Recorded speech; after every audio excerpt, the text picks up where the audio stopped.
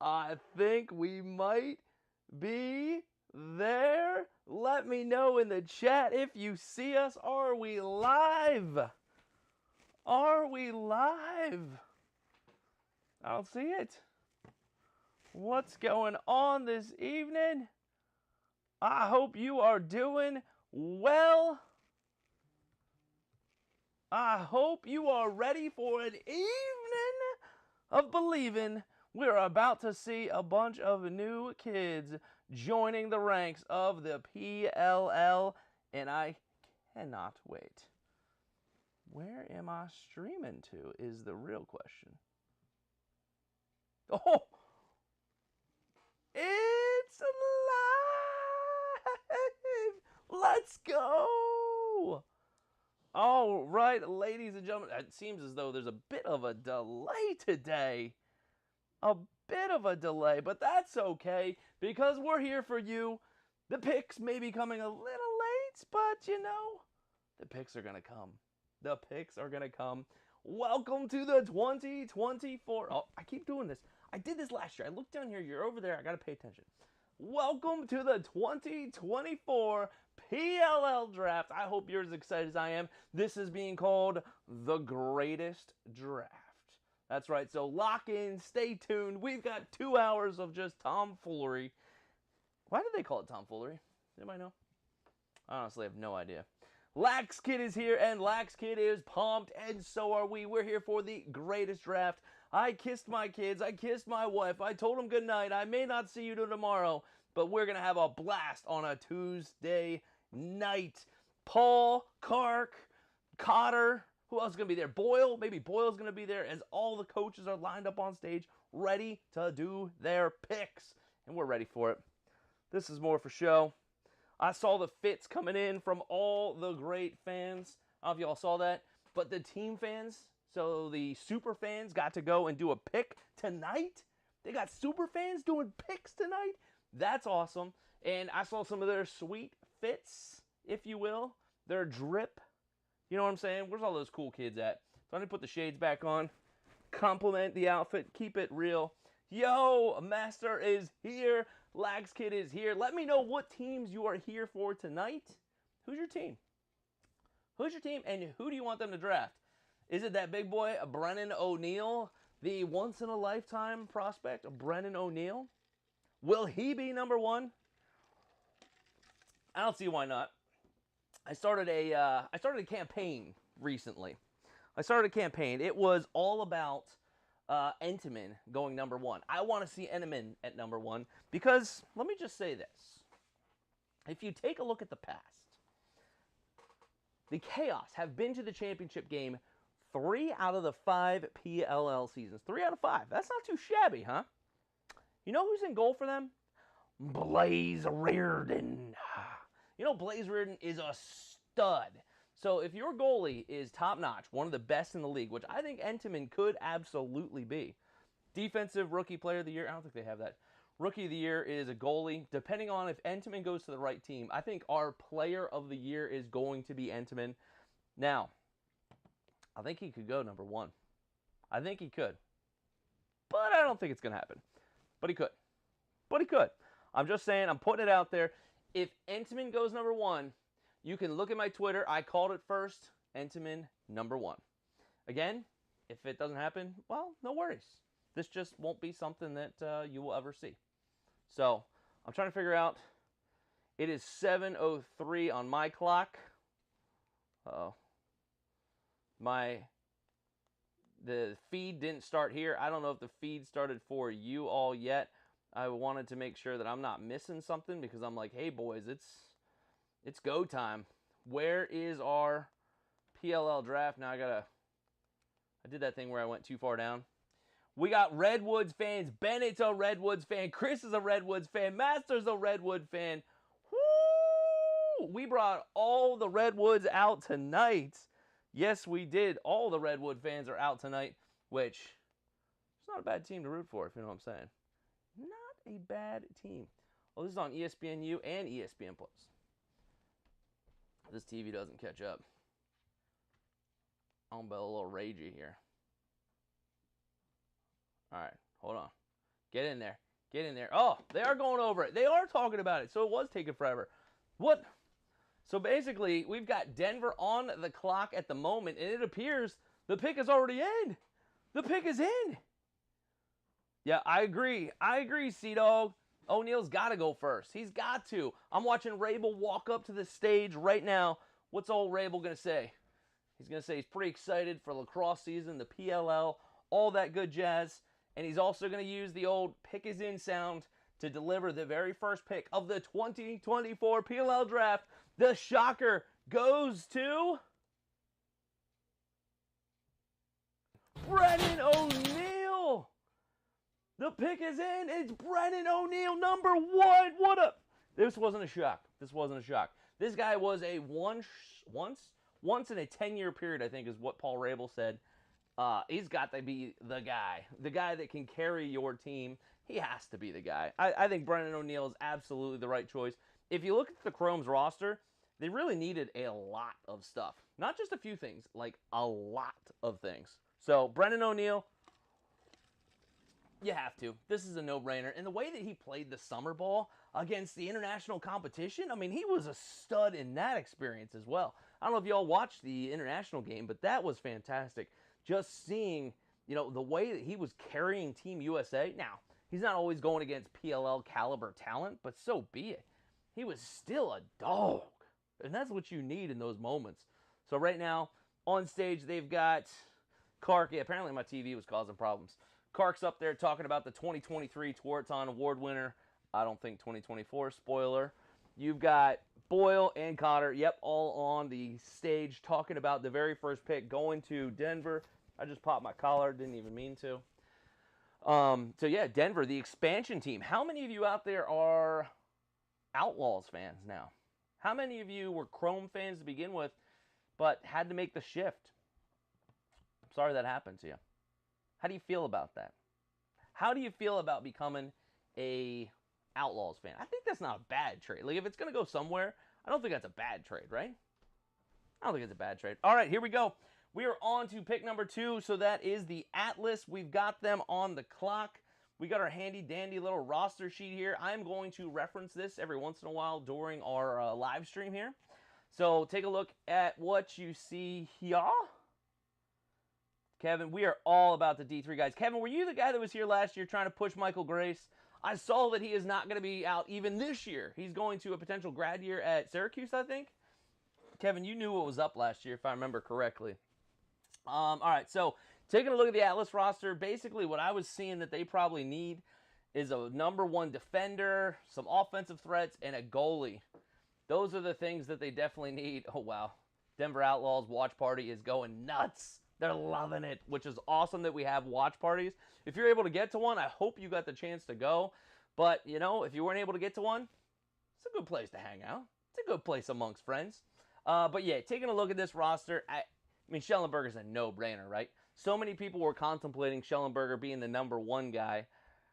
While he wasn't the number 1 guy tonight, I think he makes sense going to the Atlas, right? Let him operate behind the cage. Let Teeter get open. Teet wants the ball, but Elal, he's a finisher off ball. This has got to be a Schellenberger pick. Would that surprise anyone if it wasn't a Schellenberger pick? It's got to be Schellenberger, right? It's just got to be. I think they, get 2-3 minutes between picks is what they basically say. I think that's what it is. Let's look at the chat. Chris, you exited and re-entered and it began. Yes, that's what happened with my stream too. I had to exit and come back in weirdly. I thought that was a little strange, but you know, so be it. So be it. If we're here watching this draft together, we're all having fun together, I think. Kevin, you say you got your eye on some D3 guys here today. Which D3 guys are we talking about? I did a little bit of homework this year. I am so much more prepped. I have a tiny bit more homework. I have 3 guys that I wrote down that are potential D3 dudes that are going to be showing up on the field. One of them was that Mike Grace feller, but unfortunately, he's going to Cuse, it seems like. The next one was Andrew Cook.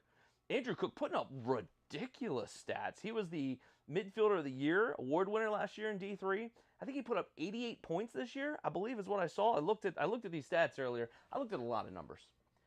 And I can remember some numbers. My phone number's hard enough. But I think it was 88 points. He put up this year at Christopher Newport, CNU, and then Jack Dowd at Salisbury. The one team that continues to roll through D3. Good old Salisbury. What's top D3 guys? Oh, Luke Pilcher. Didn't see the Luke Pilcher. Andrew Cook. We're on the same page there. We're cooking together right there. I don't know what we're cooking, but we're cooking it. Next could be a Pat Cav. Could be a Pat Cav. Archers. Let's go back to our Atlas. Let's go back to our Atlas roster. They're still breaking down this number 1 pick like they didn't know this was all going to happen. This is crazy. Atlas could be a Pat Cav. I don't know. Mr. Upstate. Of course you'd be an Atlas guy. Were you always an Atlas guy and you got lucky? Or did you just shift with the team? Just want to know. Oh, hold on. We got to go back. Rabel is at the podium. We are getting the pick. Is it going to be Schellenberger? We got to get our sweet sound in. Hopefully the sound comes through. The watch party in Virginia is celebrating Schellenberger, so I would say he's got a light blue on. Atlas, you just got yourself a stud. Any other year, this dude probably would have been number 1. I've thoroughly enjoyed watching this guy for a long time. I got to see him down at Sparks, Maryland. It was Virginia versus U.S., Virginia versus Canada. It was when It was when Virginia won the Natty a couple years ago. Went and played all these guys in the Fall Classic. He's a specimen to watch. He just looks like an athletic dude, and this was a few years ago. I mean, he's 2 years even better than that. Schellenberger, I think, it's a perfect place for Atlas. Atlas, you're very fortunate to get the number 2 pick here and be able to lock this dude in. I think that's going to be a fun one. Oh, they're comparing Schellenberger to Pennell, huh? Maybe Prime Pennell. Upstate, we just became a fan due to them moving to your town. Were you a PLL fan before? I'm always curious in that too. Like, were you into the PLL? Did you have a favorite team? And then when Atlas came, you were like, oh, I'm an Atlas fan. Or let me know. What are we saying? Cav, hoping it's Cav. PJ, were you hoping Cav for Atlas, or are you a Whip Snakes kind of guy? Because Whips are on the board, right? Yes, we've got the Whip Snakes. Oh, dudes and dudettes. Forgot to tell me to update this thing. Jeez. Brennan. Oh, we got to get our ticker. Right. Get your tickers in your chest right and your tickers on the screen right. Tickers are good to be right. Connor. And did you see how ESPN spelled Schellenberger? Did you see how they gave a little, S-C-H-E-R today? Or S-C-H. S-C-H-E-L-L and the rest of it. They spelled it with a C-H. I was like, come on. He's not a Schellenberger. Whatever. Schellenberger he's the career leader in assists and points in Virginia. Who's the goal scorer? It's not Matt Moore, is it? Maybe it was Matt Moore. Upstate, no team before. That's awesome. You got a team in your neighborhood-ish, in the backyard-ish. I don't remember. Where are they going to play at this year? Where were they playing the New York team? Oh, it's Albany. It's the first week, right? It's Albany. That's a cool thing. That'd be awesome to go up to see training camp. I hope they make training camp more accessible. It feels like training camp will be just a fun thing to go to and check out. See your favorite players, get great access to them. Typically at training camps, you get better access. I mean, the PLL is phenomenal with access in itself, but yeah, even better, closer access would be awesome. Now it's Entenmann or Cav. This would be crazy if they did go Entenmann. If the Whips went Entenmann, this would be kind of nuts. Because, I don't know, how old's our boy? When I say our boy, I absolutely loathe the man. Burnlore, any Whip Snakes? I'm anti the Whip Snakes. Thanks for pounding the hearts. I'm not sure who's doing that. I can't really see from here, but shout out to you. Cav, clears Entenmann. Who y'all think? So let me take a look at, let's look at the Whips roster real quick. Oh, that's not what I wanted to do. We are in rosters. Look, I'm a little rusty. Let's take a look at the Whips roster. Whew. The Whips got a lot shipped out here. They got a lot shipped out, but you'll see those little crowns out there. All those crowns represent dudes that were top 50 from last season. So that's why the crowns are there. So you see a lot of crowns on the offensive side of the ball. What's not a whole lot in this draft is defense. There's not a whole lot of defense in this draft. So I was thinking an Ajax Zapatello, frankly, made a good bit of sense here. Maryland, like just everything. Just everything. Look at Kevin coming in. Top 5 midfielders on your big board. Jake Stevens, Shane Knobloch. A lot of people like Shane Knobloch going in this pick. So I don't know. Maybe we'll see Shane Knobloch.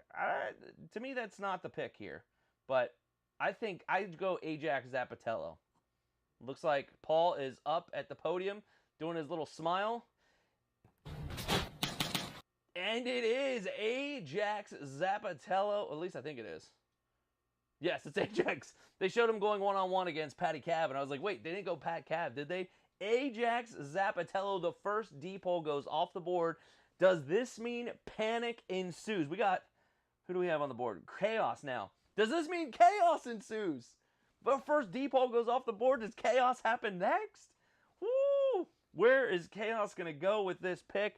I will tell you what, I didn't get a whole lot of great sound bites from Andy Towers today. Coach Towers was up there talking. Usually you get great sound bites from him. I took a lot of notes from the other coaches. I took 0 from him.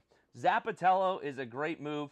So now we go back to Chaos. Well, not Entenmann yet. I don't think there's no need for Chaos to go with Entenmann, right? There's no need. Where's their roster at?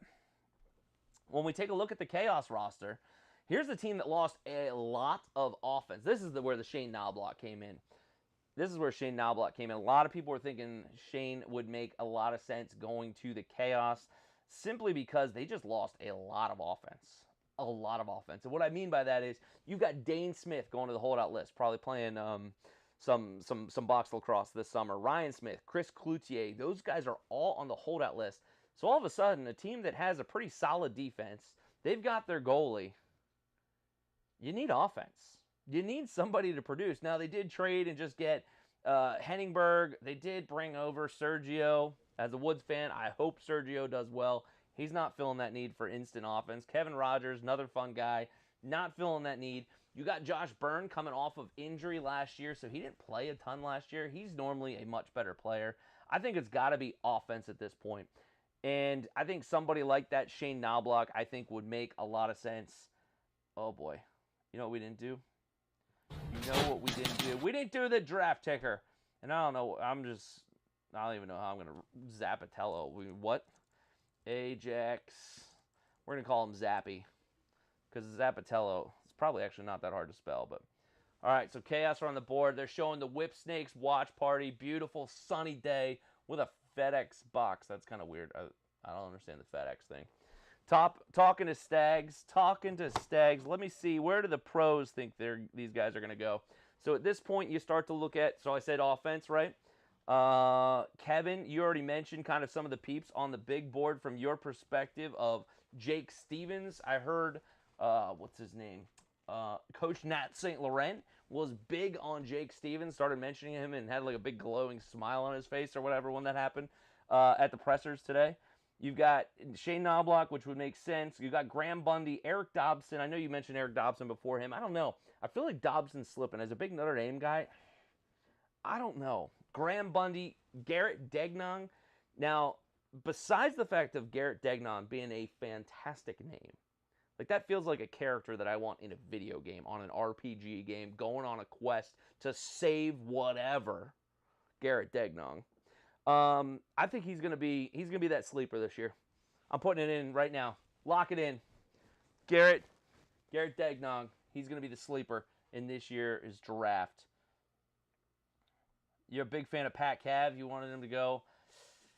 Bennett, where's here, my man? Where is here? Patty Cav. Redwood's taking such an L in this draft. Chris Gray is good, but seems like a lot to give up.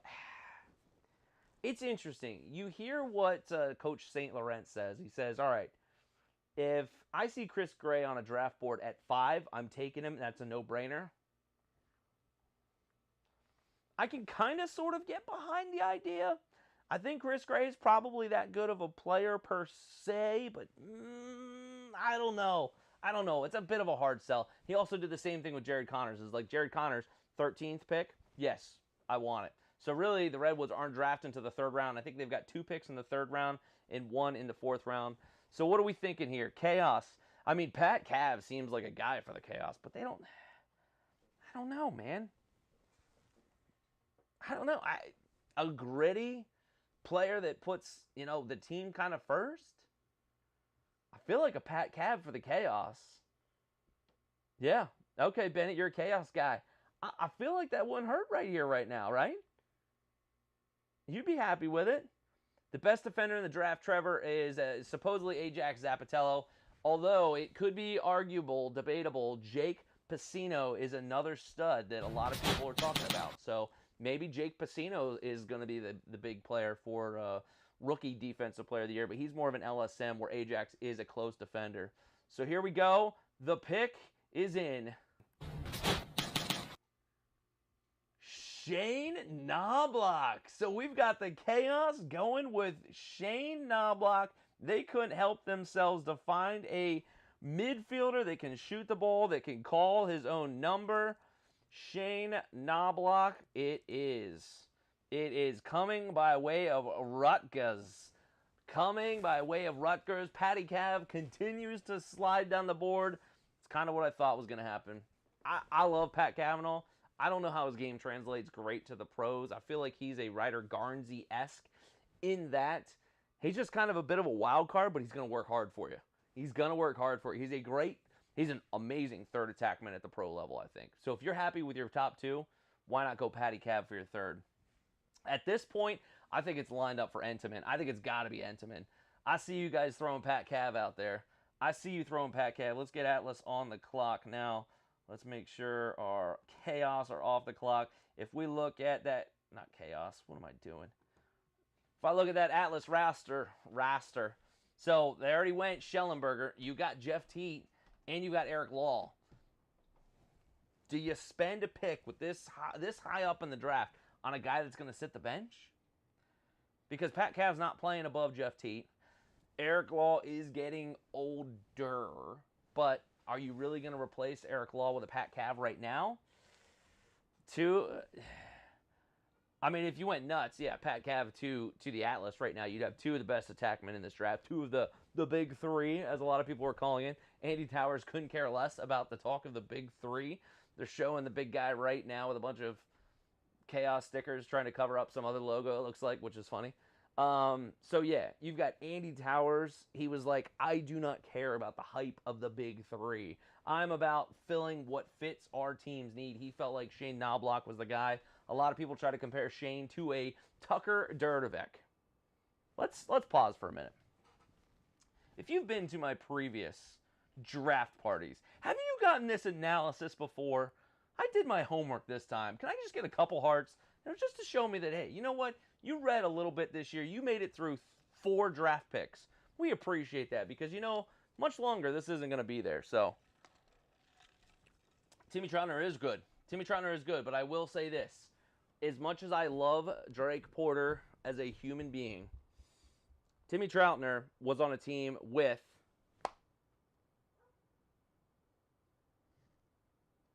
somebody forgot who the other guy's name is. Jack, good golly. Who's the Redwoods goalie? Jack Kelly. Timmy Troutner and Jack Kelly were once the goalie room at the Redwoods.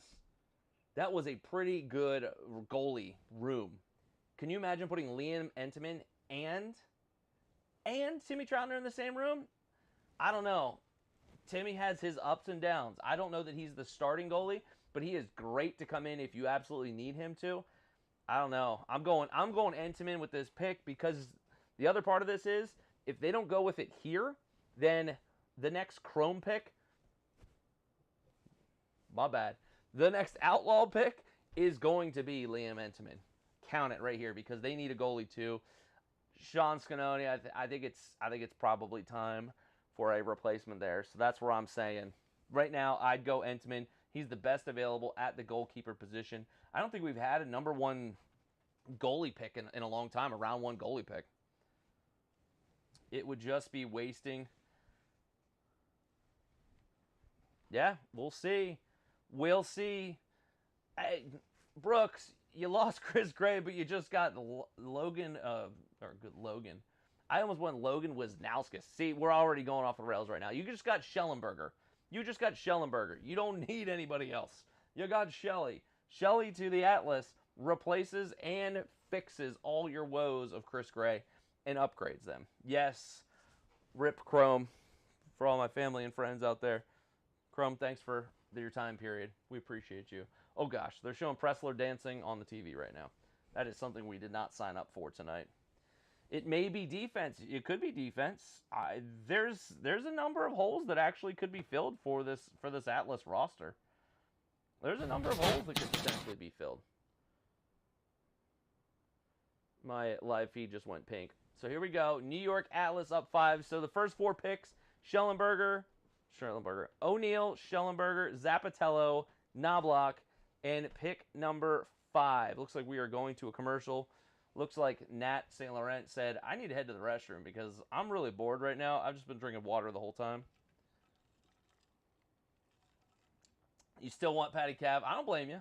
I don't blame you for wanting the guy. I mean, he's going to work hard. The good thing about him, too, is you could pull him from the box. Let's go back to that roster quick. Let's go back to that. Let me look at those middies. So you got Costabile. You brought in Bowering. You brought in Jacoby Ronan. We'll see what happens with him. He was a standout at the championship series in D.C. That's how he got himself on a squad. Xander Dixon. Xander Dixon is weirdly listed as a midfielder, but to me, he's a finishing attackman. So you've already got an attackman coming out of the box. You've got Miles Jones. You got Brian Costabile, Dylan Malloy. You still got some guys that can play lacrosse coming out of the box. I don't know. Shelly, Pat, and Teat. You just got all the young bucks. You're just saying, E-Law, farewell, my friend. Go off into the sunset. Actually, all right, so here you go. Here you go. I'll ride this train with you. Eric Law, I believe, was one of the Denver Outlaws originally. If you told E-Law he could go back to Denver, and if you look at this Denver roster, good golly, they need pretty much everything still. If you look at this roster, yeah, I could see putting Eric Law on attack there. I could see that. Now, you got to figure out a trade. I don't know what it's going to take. You got to figure out a trade. So if you go Pat Kive here, trade Eric Law, I'm on the same train as you. Let's see. Let's see what. So I do have a few different draft reports that I'm using tonight. Adam Lamberti from the PLL. Dan Aristia from Sticks in Pod. If you are looking for a podcast and you don't know a lacrosse podcast you want to listen to, Sticks In does a pretty good job of walking the line between all the leagues. NLL, PLL, NCAA, all the leagues. And then I've also pulled in a Kevin Brown. So Kevin Brown from Inside Lacrosse mentioned it would be O'Neal, Schellenberger, Zappatello, Knobloch. He has nailed all of it so far. The next pick, he says, Jake Pacino, which is that long stick midfielder that is absolutely a stud. So could it be a Jake Pacino? That would make sense too. That would make sense. Trade Law, we're all on it right now. Trade Law, we got to start it. Maybe we should hashtag that on Twitter. All right, on X, my bad X. Please don't get mad at me. Don't get mad at me. All right, here we go. Looks like Paul is up there, and Liam Entenmann. They want those fine baked goods to be at their front door. There it is, Liam Entenmann. Sorry for all you Pat Cav guys. I'm sorry. You recommend Crease Dive and Lax Factory too? I have not listened to either one of those. So, thank you for sharing those, B-Flex. Thank you for sharing. I have not listened to those. Have to take a listen. Liam Entenmann coming from the Fighting Irish of Notre Dame. Going to win their... I don't want to jinx it. But you know what I was about to say about Liam Entenmann, Pat Cav, and all the boys. Come on, they're looking real good. I don't think you can go wrong. I know, Alex. I'm sorry, man. I'm sorry. I don't think you can go wrong with this pick. I think this is a good one. I think it's a good move. I started out my my whole little tirade here saying, hold on, I'm trying to figure out how to spell Entenmann. I started out my whole little tirade here tonight talking about how if you look at Chaos, they've been in 3 of the 5 PLL championship games. What's the one thing they have that's better than most teams? It's the goalie position. If Liam Entenmann can truly be a stud that can compete with Blaze, he's your starter, he's a stud, he can keep you in games, I think you're going to be all right, my man. I really do. I agree. B-Flex, you had him at 1. I would have loved to see him go at 1. I knew he wasn't going to, but man, that would have been fun. That would have been fun. What do we got? We got Cannons on the clock now, right? We got the Boston Cannons are on the clock. But yeah, they're talking about Liam Entenmann. I put a tweet out there yesterday, and it was basically, he's like, is he 2-time All-American, 4-time All-Conference, he's Player of the Year, or Defensive Player of the Year, 2 times in ACC, like Defensive Player of the Year. So, including polls and goalies, he took that. And you can't go wrong with Entenmann. Patty Cav continues his slide. You know what would be interesting? Hold on, let me pull it up. So I did listen to a soundbite here earlier that basically Matt Cavanaugh has been in Coach Holman's ear. He has been in Coach Holman's ear of the Cannons saying, you know, I've got a brother in this draft. So here it is. What did he say? He said something to the effect of, fair assumption that if Pat Cav is at 6, you know. Is this where Patty Cav goes? Is this where he goes? Yeah, Brennan at 1 I can understand, but I feel like Brennan's weird. Brennan's real weird. He's had his hot and cold moments. I really think, and I do like Danowski, but I really think it might be a college coaching issue that's the problem. Because when you saw him on that national team, he was amazing. He used his body. That's what Brendan O'Neill has to do. If he uses his body, he's the #1 guy.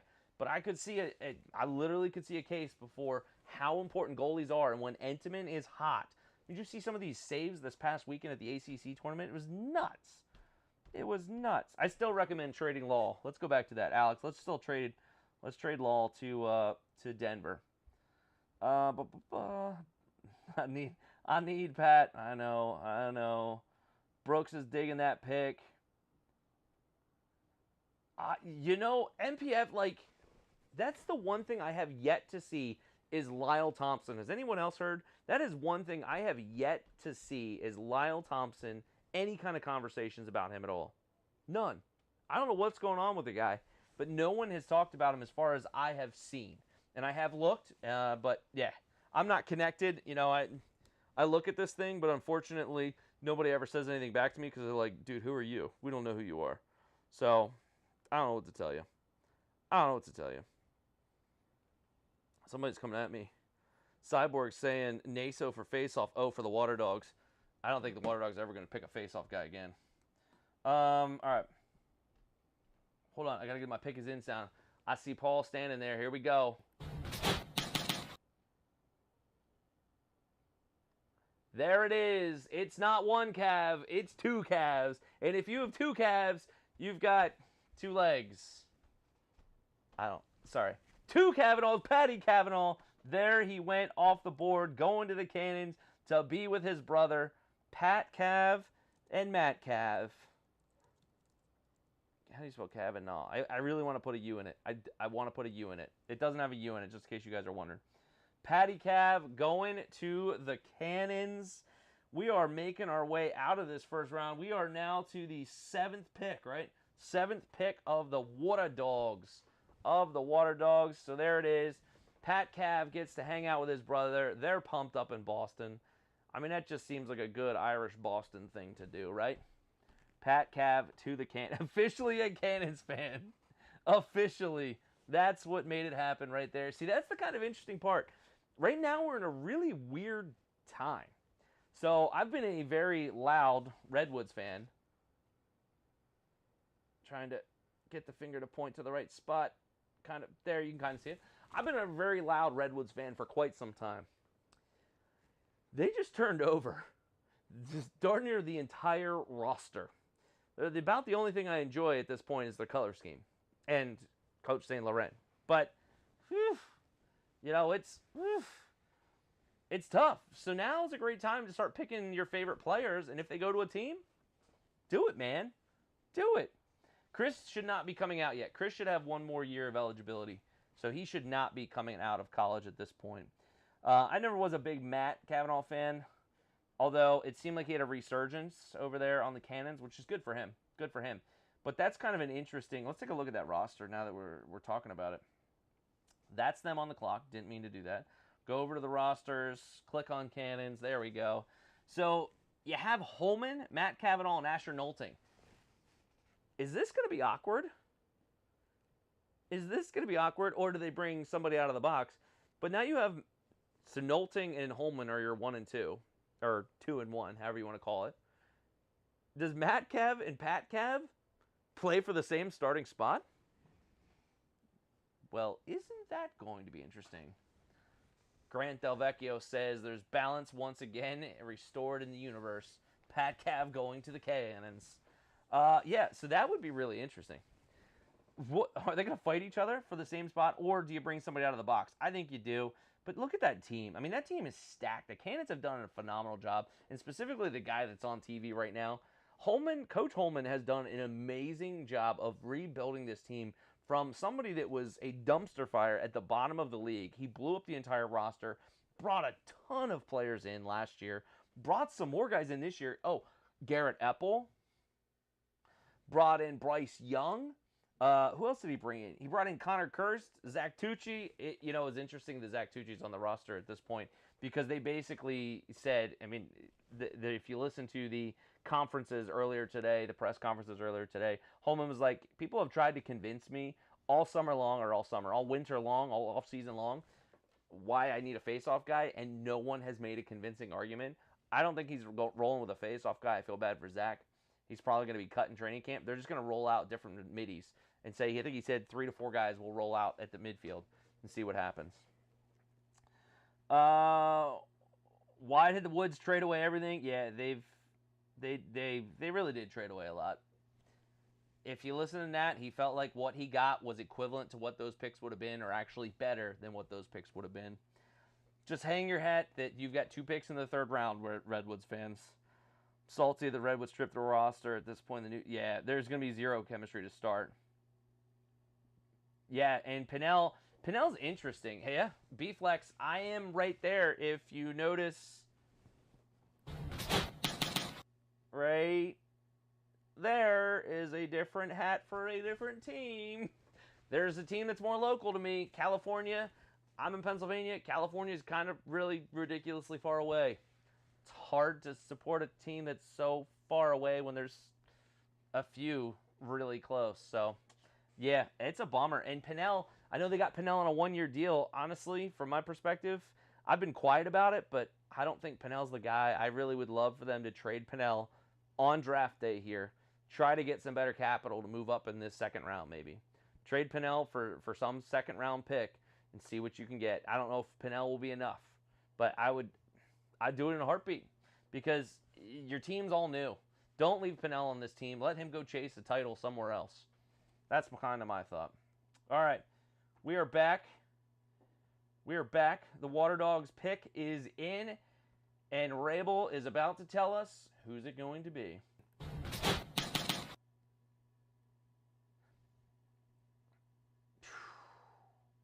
Brandow. So this is really interesting to me that they went with Matt Brandow, namely because this is my Tucker Dirtebeck of last year. I thought Tucker was definitely going to be a top 3 pick last year. He wasn't getting enough hype.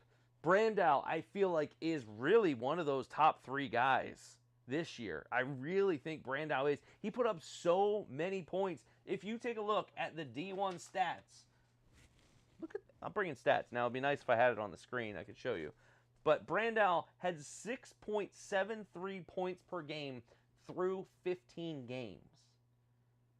I mean, towards the end of the season, people are going to know, hey, this guy, we need to stop him. And they still can't stop him. And he played in the Ivy. It's not like he played in a slouch league. Sure, it's not fantastic. It's not great. I didn't go look at every game individually and see if he racked up stats in certain games. But still, 6.73 points in each game. He can feed the ball. He can score the ball. He's going to be a really good player and on a really good team. Let's go back to the roster for that team. What does that roster look like? What did they even need? I don't think they needed anything. I was just like, they need depth. They need depth. Well, D-Pole would have been good. But really depth. Jeez, that team offensively is going to be stacked. They've already got 6 top 50 players on offense. Six. Top 50 on offense. Shoo! All right, let's add him to our draft ticker. That's crazy. The Water Dogs are just getting richer. Matt, I like this pick a lot. Oh, I gotta do my soundbite. Matt Brandow. Apparently, too many people slept on him. He shouldn't have been the 7th pick. He should have been the top 3, and he may be the Rookie of the Year at the end of this year. That was that convincing? I don't know if that was convincing. Yeah, Brandow definitely carried Yale this year.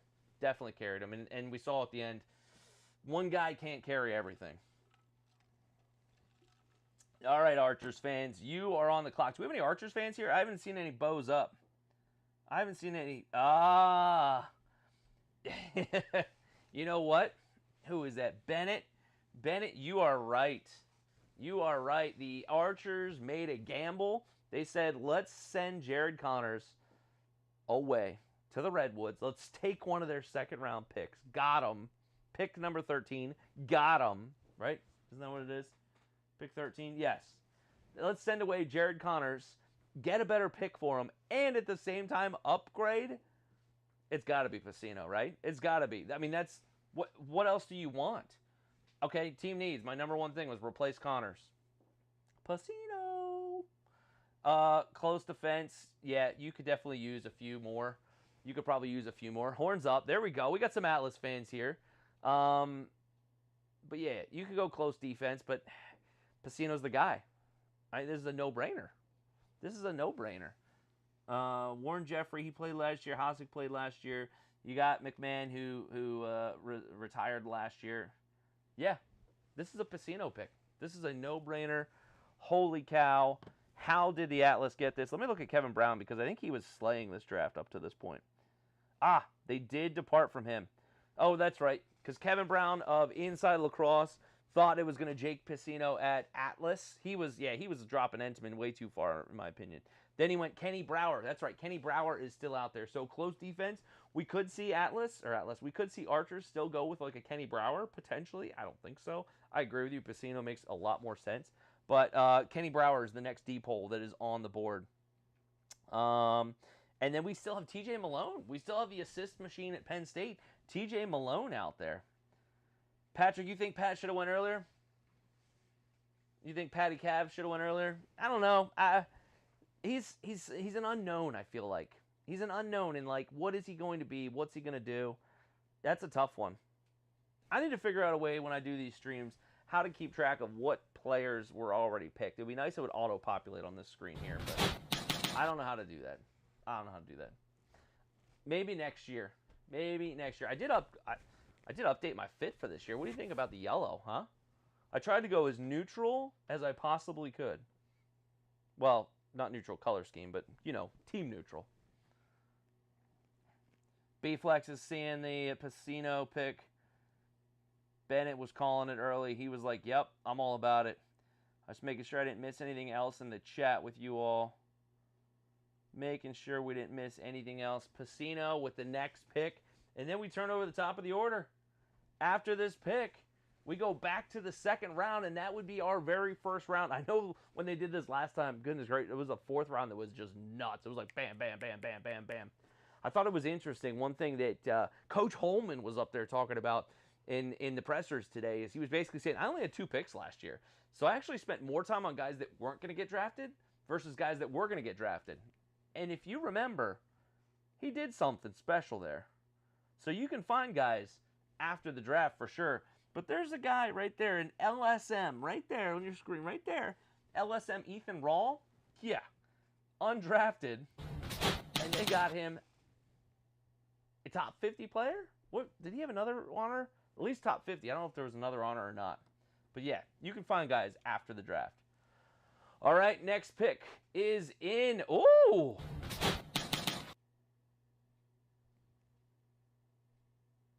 Mason Woodward of Marquette. Going with the deep hole out of Marquette. Chris Bates, what are you doing? Pacino is still there?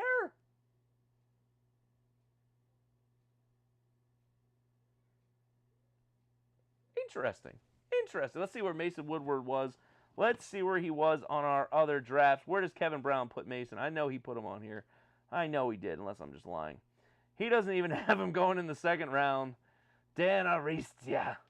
Dan did not do a... So, yeah, Mason went, and we still have Kenny Brower out there. Wow. Where does Dan have him at? Dan has him, like, 4th defensive player out there. Adam Lamberti of the PLL. Where does he have Mason? He has Mason at 9, so not much of a reach from that perspective. But, did he have Pacino later? Oh. He had Pacino going at 11, or not ranked until 11. So, there we go. What do the Archers know that we don't know? I'm looking at the screen. It looks like they're a little confused as well. I hope they're giving it to them. You know how I just love that. That's the one thing that all the coaches talk about is like the live instant feedback from Kark, from Boyle, questioning them on their picks. That's got to be a little awkward. Why didn't anybody tell me I spelled it Barndow versus Brandow? That's not how that's supposed to go. All right, Mason. All right, Mason, first round pick. Well, kudos to you, Mason. Show us all up. Tell us we're all wrong. Coming out of Marquette. Show us what's up. I'm not going to knock you, man. You do you. You do you. Typical Archer's bottle. Can't wait for Pacino to score a game winner and knock us out. Are you so MPF, are you a Utah? Are you a fan of Utah? Is that where you wanted to be as an Archers fan? Let us know. Oh, Bates' body language. I'm not liking Bates' body language right now. It looks like a defensive posture to me. He doesn't look like he's pleased with for the table for hating on him. He's giving shoulder shrugs. He's shaking his head. Cannot hear a word he's saying. I don't play the audio because I get scared that it'll ban the stream. And I actually got some headphones this year to maybe plug into a remote so I can listen to it, but it's too complicated. But yeah, he looks like he's trying to defend a pick versus a bunch of dudes right now. A lot of head shaking. Well, there it is. Archers are off the clock. They're like, you know what? We just win games. We don't really care about who's on our team. We're just going for another ship. All right, Outlaws. You are back on the clock. We are starting round 2. Round 2. So round 1, we may remember a guy by the name of Brennan O'Neill. Brennan O'Neill. Let's go to your roster. This is where it'd be sweet if I was like, Brennan O'Neill sliding in. That's where I need folks. Oh, UK! All right, mate. Did they say that? Or is that Australia? My bad, brother. Just ignore me. Ah, Schreiber guy. Yes, great call. Schreiber. Yep, that's a good guy to follow. That's a good guy to follow. All right, team needs offensive firepower. Basically, what I meant by that is they need somebody who can score lots of goals. Wisnauskas definitely did that in the past, but he hasn't done it recently. I'm not really sure what the whole Nick Turn thing is. I don't know how long his military commitment is. Is he going to be ready to come back to lacrosse after his military commitment? So he's technically on the holdout list again. They got rid of Cole Williams. Colin Heacock, we all saw him the last game of the season just throwing his stuff into the crowd. That felt like a dude that was just done with lacrosse. That is what it felt like. What's up, Big Bird? You know, I didn't even think about Big Bird, but yes, let's go. You know what's funny is this thing's kind of small, and it's not that I'm swole. It's just that I don't lift iron, but I eat iron. Lots of it, probably too much. I don't know. Is iron in food? I think so. You know what I mean. Anyway, I think we still need honestly, we need everything. I mean, JT Giles Harris is on your defensive side. Tarafanko's on your defensive side. You've got a serviceable defense. I do think you need goalie, but I just don't see you addressing it in this draft. There are some other goalies. There are some other options. I just don't see it happening in this draft. I think you go with an offensive player. There's so many offensive players still out there. A TJ Malone would make a lot of sense, I think, here. You've got Wisnauskas. You've got O'Neill. What about a TJ Malone? What about going to get somebody that's going to feed and distribute? I think that would make some sense. You all don't have to agree with me. Eli Salama, they got Troy Hettinger last year. That was their second-round pick last year. I'm just looking at their LSMs. I think if Pacino makes sense. Salama, Grill, Hettinger. I mean, you could go Pacino, but I think TJ Malone. I'm thinking TJ Malone. But Denver, I mean, they've got 2 picks early up here. They've got 9 and 11. So basically, they got to pick whoever at 9 they think the Atlas won. So that way they can't get it.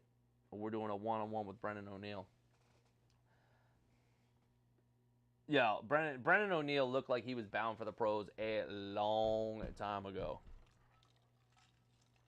He definitely looked like a man playing against young boys out there. I think it is super strange that Brennan O'Neill. I think it is super strange that Brennan O'Neill is not very good in college in comparison to what I saw at the summer World Games. He looked like an absolute stud. I mean, just absolute stud. He was the MVP of Team USA, which was chock full of pros. He was the only college player, if I remember correctly. He was the only one, and he was the MVP. Like, okay, come on. I mean, I know not every team he was playing against was filled with PLL pros. Some were, but he was coming out of the box, running downhill, running people over, and scoring goals. Like, I don't see why he can't do that again. When do I think?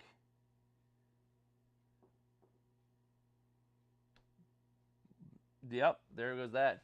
But yeah, it will be interesting to see. Does Denver keep going down the offensive train? I know one thing that I heard from, what was his name? One thing that I heard from Maryland coach Stagnita. Stagnita's like, look, at 3, we could do one thing, but there's so much depth in this draft. I can get what I need at pick 17. I can get what I need at pick 17. And we're all kind of like, he's like, okay, you can read into that however you want. I think basically what he was saying is there's not a whole lot of defense in this draft. So I'm going to go with the best defender at 3, which he got Ajax Zapatello. And he's like, look, I can get offensive players at 17. So there's going to be a number of guys still left. It's just a matter of at what tier do you think each one of these individuals are? At what tier do you think? Are they really good?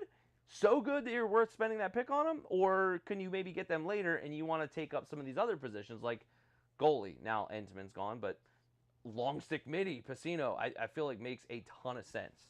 I feel like it makes a ton of sense.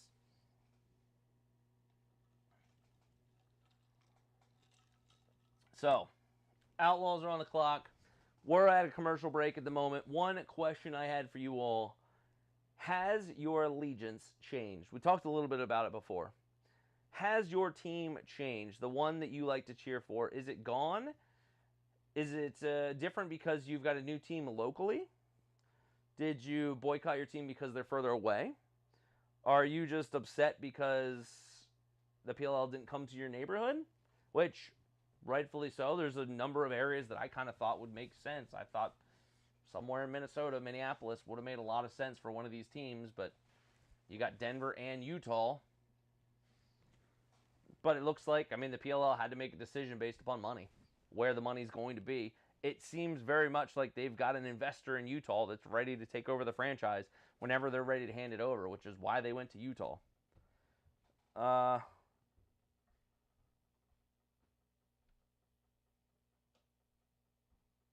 Spencer, you're serious athletes. You know Bates. You think he knows what he's doing? Airhead, you're a little late, man. Shelly's Shelly's gone. Shelly's going to Atlas. Shelly is going to Atlas. It's not going to work this time. Bates, I don't know. Bates apparently knows what he's doing. He picked up Mason. He knows what he's doing. Most folks did not have him on the list all ready to go, but Bates had a feeling what was going on. I did see. So we are at pick 9 right now. One of the other sound bites I had from old Tim Sudan, Coach Tim Sudan, he did say that they're going to round out their offense with picks 9 and 11. So I do think a TJ Malone would make a lot of sense. I do think that would make some sense. B-Flex, yeah, we're certainly going to need to grow. We're going to need to expand more out west. I could see more in the east. I could see more. I think when we say west, I think it's got to go. You've got to give some love to Minnesota. I think you really got to give love to Minnesota. When I took a look at the math and the numbers, Minnesota made a lot of sense. They support lacrosse teams up there. I think Texas is definitely another market you got to pay attention to in the West, and I think you got the Pacific Northwest. It looked like the numbers didn't shake out. It looks like folks didn't really go to the games as much as they really needed to, or as the PLL needed them to be a viable option. So that's why it looks like the Pacific Northwest really didn't get love. Looks like they're talking about the season opener is June 1, the Archers versus the Water Dogs. All-Star games July 13th, and playoffs begin September 2. Oh, September 8th in Long Island, and September 15th, the championship is back in Philly. I don't remember seeing that before.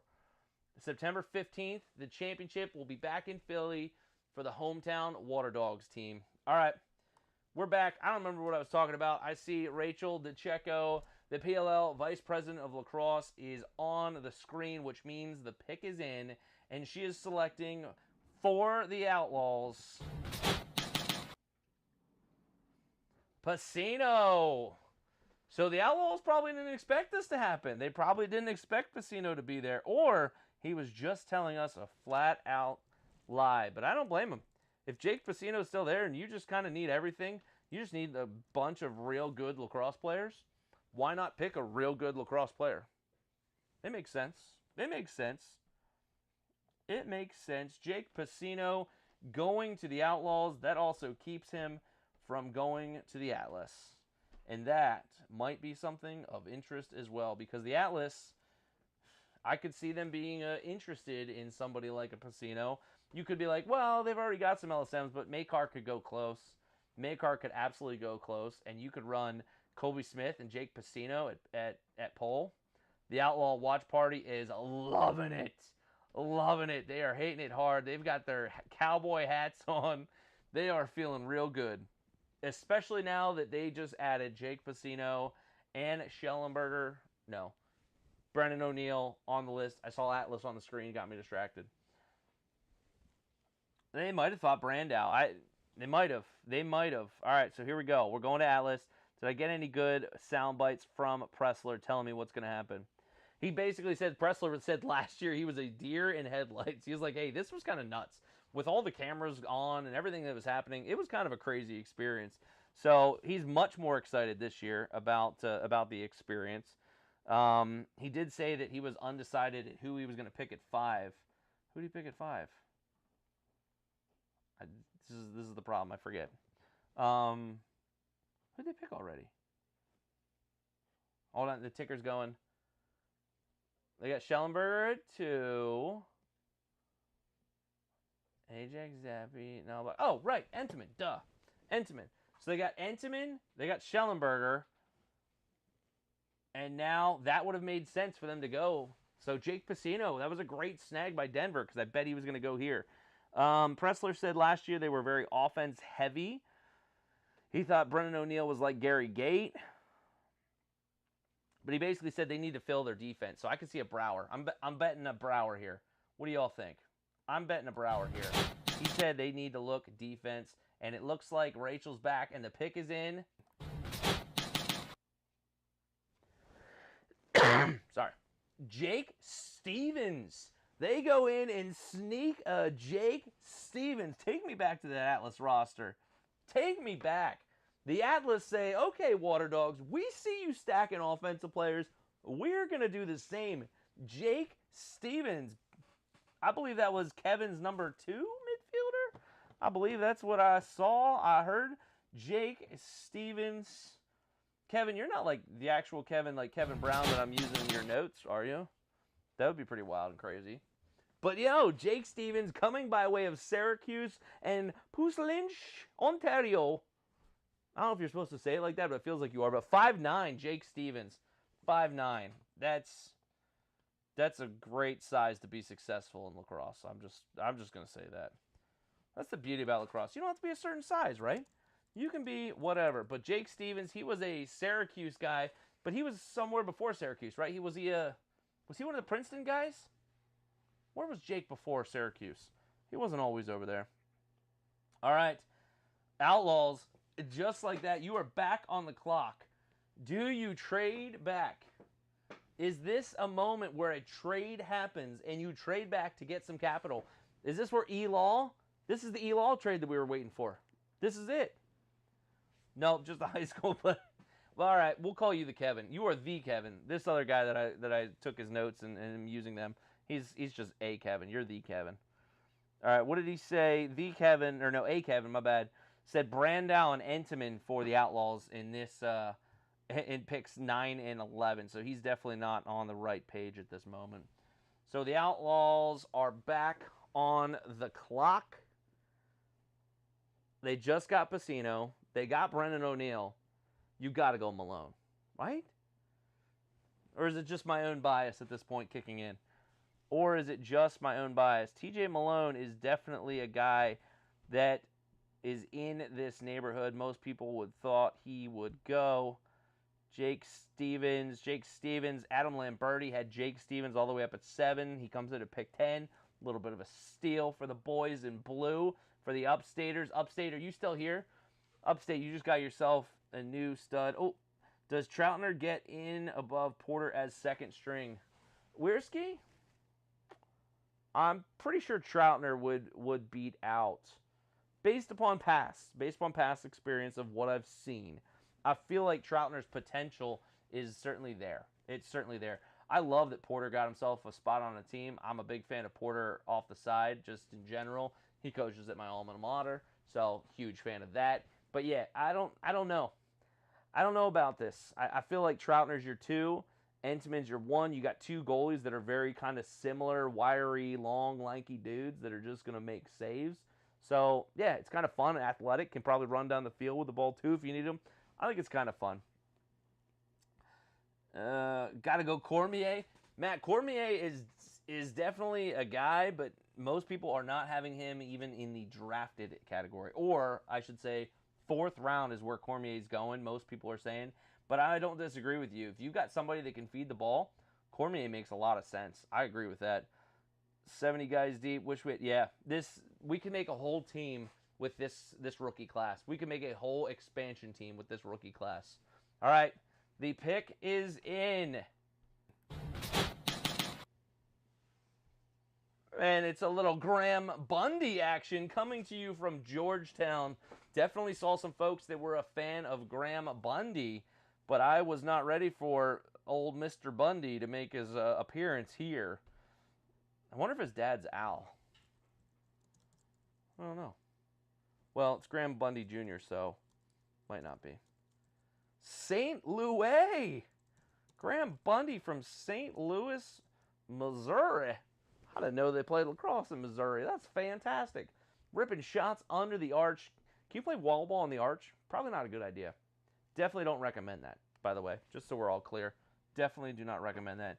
Graham Bundy, Jr., also known as Junior, has now made it into the league. He is part of the Outlaws, and they're showing the abysmalness of the Outlaws. I did have it here, where basically the Outlaws offense, Chrome, RIP, 81 scores. The next team was 20 goals ahead of them. So they say scores because you can get 2-pointers, but 20-point difference between the second to last team and the last team. You just needed offense. You just needed offense. You got Pacino, you got O'Neill, Graham Bundy. The Outlaws fans are just loving it. They are loving it. B-Flex has chimed in. Check it. Graham Bundy, not a bad play here. I appreciate that.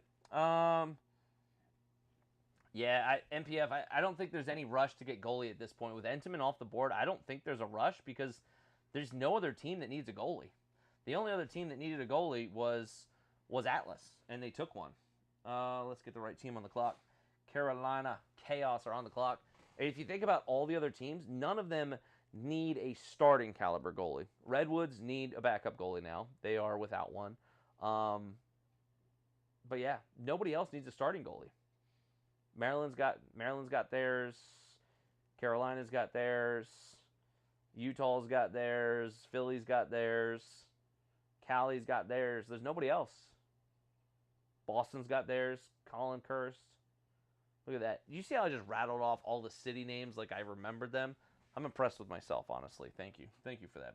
Go ahead and clap in your living room, your car, wherever you are. Please don't be driving and clap. Don't do that. But yeah, no one else needs one. So I think you can wait till 3rd round to go with a goalie, and then you beat the 4th round for anybody that wants to get a backup. Then you got Will Mark. But yes, I do hear good things about Will Mark. I have not really paid attention to him. Not really seen him play. But there is that. So, 1st round, we saw the Chaos take They took Knobloch, right? Yes, Knobloch was their pick in the first round. Looks like Rachel is back on the stage, ready to deliver us the next pick from Coach Towers in the Carolina Chaos. This feels right. Eric Dobson. Eric Dobson from Notre Dame, the big lefty ripper. This feels like a chaos pick to me. Just a guy that'll just run people over, part of a team. Yeah, this feels like a chaos guy. Chaos grabbed themselves Eric Dobson, the lefty. They probably got nervous because middies are starting to go off the board. Eric Dobson going to the Chaos. Do we really have... Is it really the Archers? Are the Archers really on the clock next? All right. All right. The Archers are because the Redwoods traded out of this spot.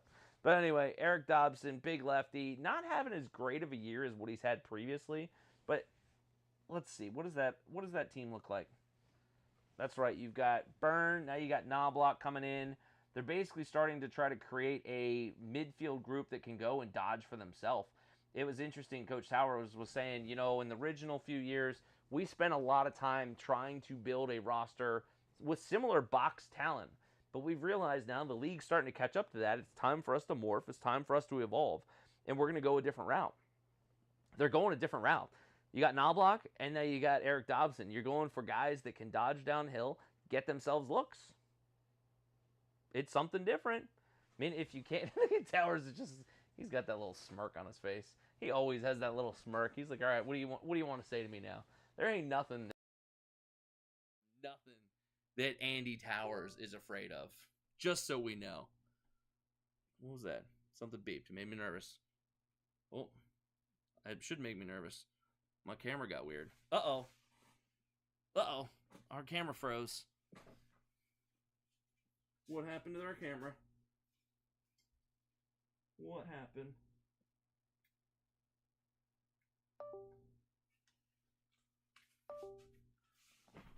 Whoa.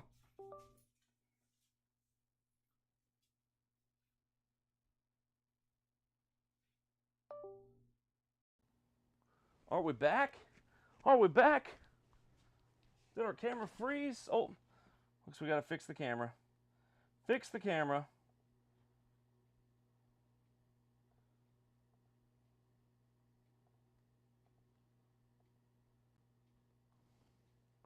Technical difficulties. I knew it was going to happen at some point. But here we are. We're back. You know, when Andy Towers comes on the screen, chaos ensues everywhere, and it shut down the camera. I don't know what to tell you. That's just what happened. Hopefully you all didn't run away. Hopefully you didn't get scared. We're back. It's okay. We are back. Oh, looks like we're celebrating. Oh, we're still celebrating Jake Stevens. They love showing, they're showing all the boys getting their picks. They're showing all the boys getting their picks. So did anybody get tickets this year? Does anybody get the season tickets? Are you in a hometown in which you can get what they called season tickets? I forget the pass beforehand, so it wasn't quite season tickets, but it was some sort of pass. Did anybody grab one of those? I was just curious. I grabbed one for Philly. Yeah, I grabbed one for Philly. I'm like, all right, that's the one that's near me. But then the problem was we're not going to be in town now. We were going to be in town, but now we're not. So that's kind of a bummer. I got a text message. I thought I was getting an update. I thought I was getting the clue into the next pick for the Archers, but turns out, no, it wasn't. What was the question? I didn't even actually see what the question was. Have you ever used Friendly TV? Has anyone ever used Friendly TV? That sounds shady to me. I don't know if I should answer that text. Okay. No one. I was just looking in the chat. No one has got the. No one's gotten the tickets yet. The advanced order. So you got to pick if you wanted to be in your team supporter section, or you can kind of pick wherever you're going to be in the stadium. So yeah, I tried to get to Philly, but unfortunately, I am not going to be home that weekend now. Which is kind of a bummer. Family vacay, so not a bummer. It's going to be awesome. Bummer we're missing the PLL when they come to the Water Dogs home because I may have to don some more purple. Adorn? Adorn. O'Doyle rules? Anyway, you know how it goes. Nobody's got tickets, huh? All right. I tried. All right, so where are we at in this draft? We are at pick number 13. This is lucky number 13. The reason we know this is because this was the Jared Connors pick that it seems like everyone in this chat just absolutely loved. Just loved. Let's take a look at our, not Atlas, Archers roster at this point. So Archers, they went and surprised us, right? They went with the Mason pick here in round 1. Got that deep hole, not the Kenny Brower pick that we thought maybe they'd go for. They went for Mason, not the Pacino pick that we definitely thought they were going to go for. They didn't do that either. They went with the Mason Woodward pick. So we do still have, I mean, if they want to go back-to-back defense, which they absolutely could, because they could use some depth at defense. Graham Hossack is not a spring chicken. I'm not sure the age of that man, but let's just say not a spring chicken. Depth at deep hole, back-to-back, Kenny Brower and Mason, you're probably doing a pretty good thing right there. Don't you think? Don't you think? Oh, Joey Artinian says Mason Woodward is the best pole in the draft. He can play down low and up top. Yeah, so that guy says that definitely is a great pick. So I don't know. I think back-to-back polls. I think back-to-back polls. And Rachel is back at the podium. We haven't seen any trades yet. Why haven't we got any trades? Let's get some excitement in here. Here we go. The pick is in. Bo Peterson, short stick D-Midi, coming to you from Michigan. If you are a school with M in your name, Coach Bates wants you. Michigan, Marquette, but he hasn't gone to the big name schools.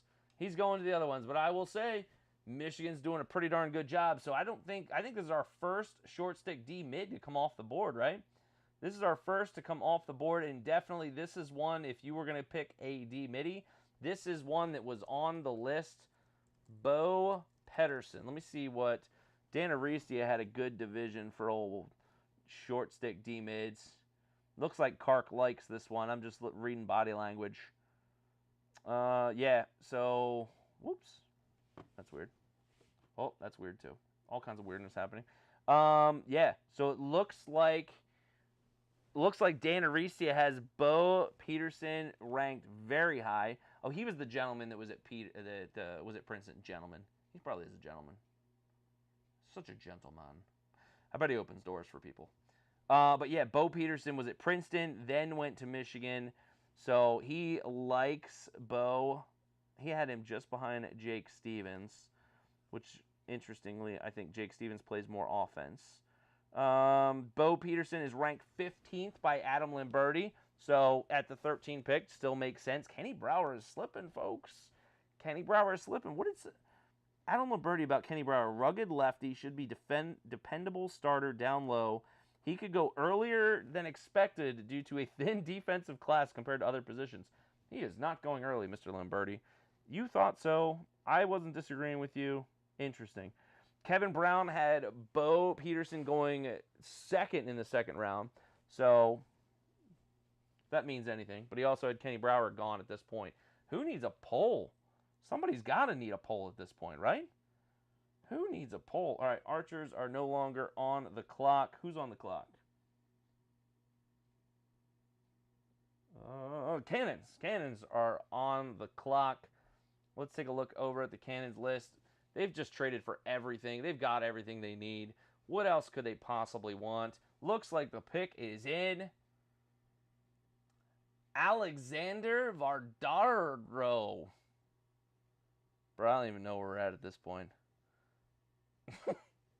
Yep. They know exactly what they're doing at the Cannons. Coach Holman knows the type of people he wants. Looks like an attackman coming out of Georgetown. Alexander Vardaro. Anybody know anything about Alexander? 5'10", 185 from Woodmere, New York. Kark, Ryan Boyle, he's biting his cheek. Looks like he's trying not to say what he actually thinks at this moment. It looks like he's trying to hold back because he doesn't look so certain that this was the pick. doesn't look like he's sold. Alexander Vardaro going to prove everyone wrong. 29 goals, 13 assists, coming out of Georgetown.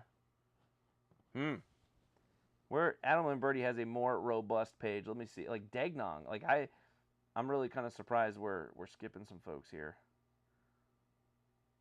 I don't see Vidaro on that list. What about Doristia? Does he have him? Dan has a nice big sheet of individuals.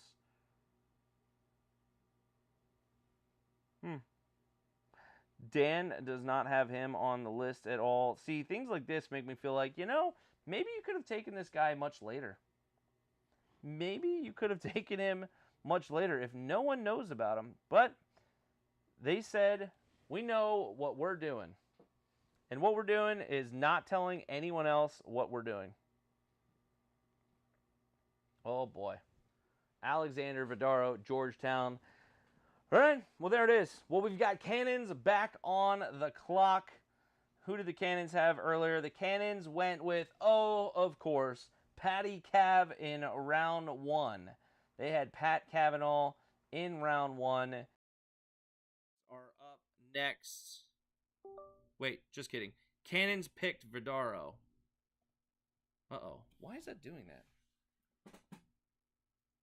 Why is the camera being strange? That's what I want to know. Why? Uh-oh.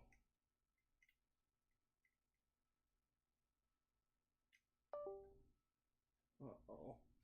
Looks like we're having some camera woes. Trying to figure out why this is doing this. And while all that is happening... Let's see. I told you there was going to be technical problems today. I was feeling good. And then this all happened. All right. Change you.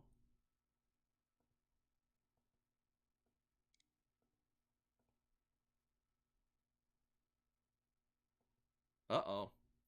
We've lost it completely. That's not the camera you were waiting for.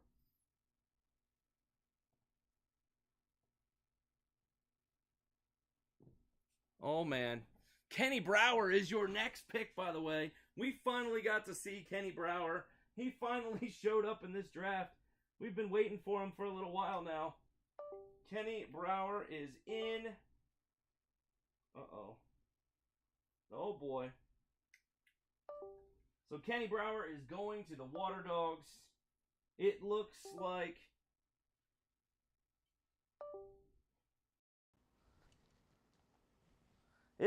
Coach Tierney is proud of the fact that he's got a guy that he wants to be the guy on his team. And we had Brower going earlier. We had Brower going to the Water Dogs at pick 8, and they got them all the way at pick 7. And they got them all the way at pick 15. I don't know what's happening. We got all kinds of camera issues. I'm still trying to figure it out on the fly. We're getting the picks coming fast right now. We got picks coming fast. Water Dogs, Kenny Brower, and the pick is in again. Holy cow.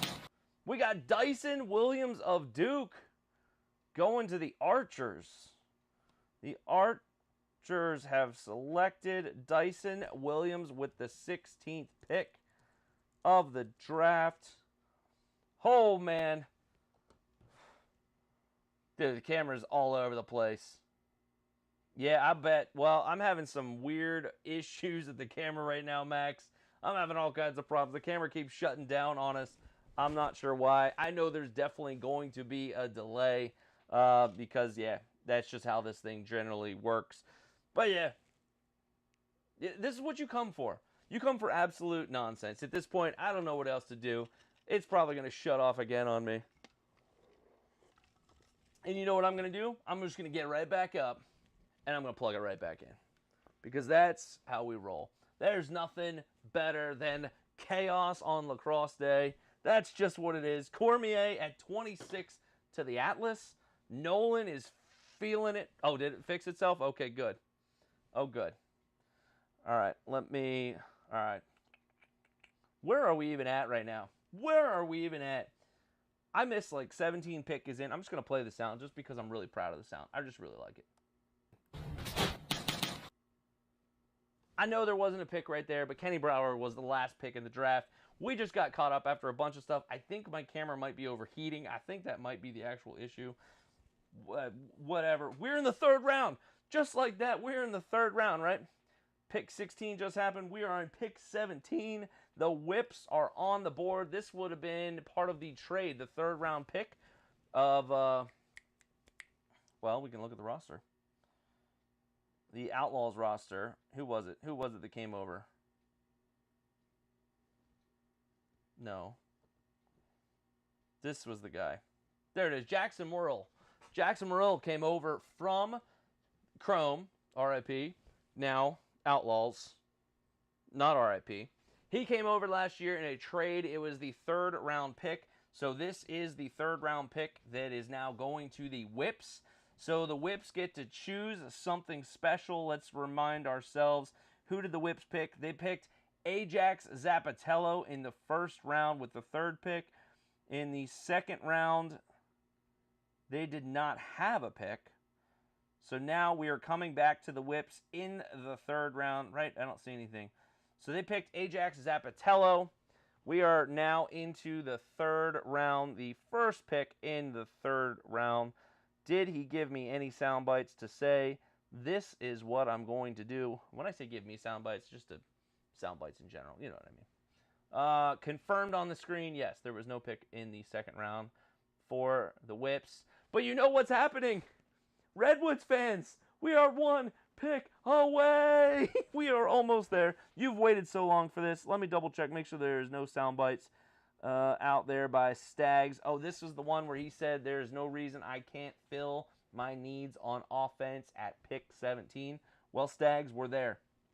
We're there. If you wanted to go offense, we are there, my friend. Kenny Brower, they were probably bummed that Kenny Brower just went because they definitely could have used a Brower after passing on some defensive players. You know, when Bryce Young goes away, and he's been a pretty good guy for you. You still have Matt Dunn, but yeah, I could still see some defense making sense. I thought one other thing was interesting is that bottom left-hand corner, you see a guy by the name of Petey LaSalla. Petey LaSalla is the guy that was meant to be the heir apparent to Joe Nardello. Not really heir apparent. That's not even really the correct term. He was meant to be the replacement for Joey Nards when Joe was injured last year. He got injured in the NLL season. Petey stepped in, played great. He was more or less, according to, gotta listen to the coach speak, but according to his coach, Coach Staggs said he was the 3B. Sis was 3A. He was 3B in faceoffs. And basically said that Petey LaSalla should not be on a bench. He should be on a team somewhere. And basically hinted that Joey Nardello is the guy. He's the one they plan on having being their number one faceoff guy. So there's no reason anymore. I think he even made the comment there's not a reason to keep two faceoff guys anymore in the PLL. So they would love to see if they could move on from Petey LaSalla and get him a chance to play somewhere else. He did say, oh, if it was here or somewhere else, but it was very clear. Joe Nardello is their guy. They expect him to be back and be successful, and they're probably going to be looking to try to move Petey LaSalla. So if you're a team that wants a face-off guy, there's one there. Oddly enough, it doesn't look like very many teams want face-off guys anymore. I told you the whole story of Brian Holman. Coach Holman of the Cannons said he's not really caring too much about the face-off position. He tried to have people convince him of the need for face-off players, and he's like, it doesn't make sense. We'll just do 3 or 4 guys and rotate through. So we'll see how that goes. James, you are just in time, my man. The Redwoods have yet to pick, but they have 2 picks coming up. Pick number 18 and 21 in this round. So they're going to pick second and about 6th or 7th in this round. So stay tuned. We've got the Whips on the board. Just taking a look at the chat, because you saw me literally running all over the place. I'm surprised the camera hasn't shut down again. Dixon doesn't last 2 years in the league without a goal scorer. Dixon. Which Dixon, Nolan? Xander Dixon? Xander Dixon is a stud. I wanted him on the Redwoods. All right, Rachel DeCecco is up, and the pick is in. Duh! I didn't want to jinx it. I did not want to jinx it because I felt like here it is. The Woods are going to have TJ Malone drop to them. But no, the Whip Snakes have selected TJ Malone from Penn State. Ugh, the Whips drive me nuts. That was the pick. Oh, we were supposed to get him. TJ Malone, Penn State, going to the Snakes people. Gosh. Good pick for them. Good pick for them. I think Coach Staggs was right. He could take care of his offensive needs at pick 17. TJ Malone slipped down some boards, and yeah, now you've got a feeder. I mean, he was basically Schellenberger. Getting ahead of myself. Coach Staggs was basically talking about Schellenberger's fantastic, right? He's a great ex-attackman. That would be a great addition to a team like the Whips that have some big boys down there that like to score. They just need somebody to run the ex-attack spot for them. They just got it. They just got it. Nope. Uncle Gamer, that is a fantastic pick. If I'm a Whips fan, I feel like that's a great pick because now you just put him on an offense and attack unit with the likes of Zed Williams, Matt Rambo. Is Will Manny still there? Jackson Merrill will be interesting to see what happens with him. You know, you could run him out of the box maybe. But yeah, if they wanted to go offense, yeah, I like Malone. I like TJ Malone. And Redwoods fans, it's the moment well, not that moment. That is definitely not the moment. The moment you've been waiting for. Let's push the button together. The Redwoods are on the clock in 3, 2, 1. Finally, 18 picks into this draft. The Redwoods are finally here. They're showing some of their previous picks. They've really not done too bad in the draft, and it's interesting where Nat St. Laurent was actually tooting his own horn saying, you know, we've done pretty well in the later rounds of the draft. Not quite sure that constitutes as wanting to be more picks in the later rounds, but he's like, look, I got Cole Kurse, teammate of the year last year. I got Nakai Montgomery in the 3rd round, Charlie Bertrand. Timmy Troutner was a 4th rounder a few years ago, and he was the rookie of the year. So, yeah, they're kind of like, I'm kind of a big deal when it comes to late round picks. The California Redwoods are coming in. Max, it's like 2 or 3 minutes. 2 or 3 minutes, I think. I think it's 2 minutes per pick is generally what they're supposed to get. So, Rachel DeTecco is up there, and we get to announce our very first Redwoods pick of the draft. And the pick is in. Garrett Dagnong. That's right. I've been waiting for Dagnong to show up in this draft. I think that's an excellent pick for the Redwoods. They just need players. They've gutted their entire team. They need players. Chris Gray feeding a Dagnong makes sense. He's a guy that can get open and rip some shots. I like that pick for the Redwoods. When you start looking at the offense, you start thinking about what Coach Stagg said earlier about, hey, we can wait in the draft because we can get what we need later. They're absolutely right. You got players like Garrett Dagnong is still on the board. And I think somebody mentioned it earlier. Basically, the Redwoods, not the Redwoods, but the PLL has a whole nother team in this draft right now. They could take all of the kids in this draft, put them on an expansion team, and they would compete in the PLL. That's how good this draft is. The greatest draft has been coined by the team at the PLL. We didn't take a look at absolute gem. Max is feeling it. Max is feeling it. Get some hype noises and weird stuff, whatever people do in the chat. Yeah, so you start to look at the team here. You got Pinnell and Garnsey led the way. What's interesting is you've got some draft capital. Not draft capital. Trade capital here in your attack. You've got Garnsey, Pinnell. Ryan Lee didn't really play last year. Some people are high on him. I'm kind of like, well, he didn't play, so that doesn't really bode well for you.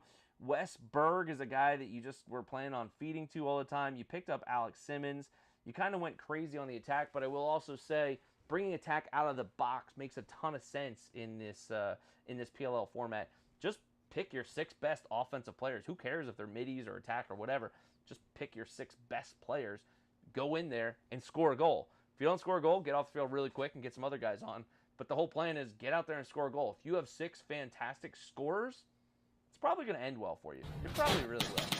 So there we go. The Redwoods with their very first pick hitting a home run. No singles are happening here. Just homers for the Redwoods. And we are back to another Outlaws pick. We are back to another Denver Outlaws.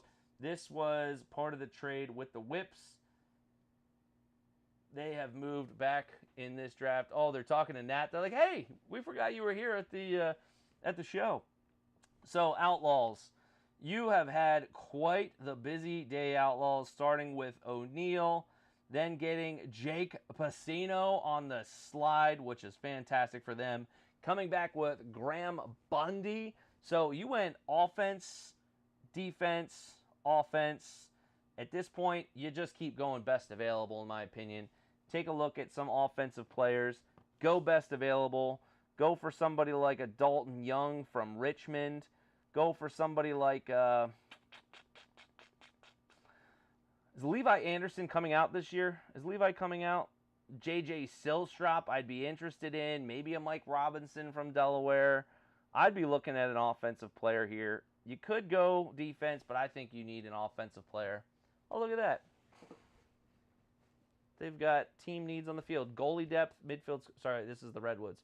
Goalie depth, midfield scoring, stretch shooter, short stick D-mid, two-way mid. Yeah, they didn't solve that problem last year. They still need that solved. All right, let's get the Redwoods off the clock. We were just so excited that they were finally on the clock that we left them on for a little bit longer than they needed. But we are now on to the 19th pick with the Denver Outlaws. Where are they going to go? Where are they going to go? Outlaws fans, where are you at? Max, we still got Erlin, my guy. We still got Erlin. TD Erlin is still your face-off dude, and he was a top 50 player, or ranked top 50 by their his players in the league.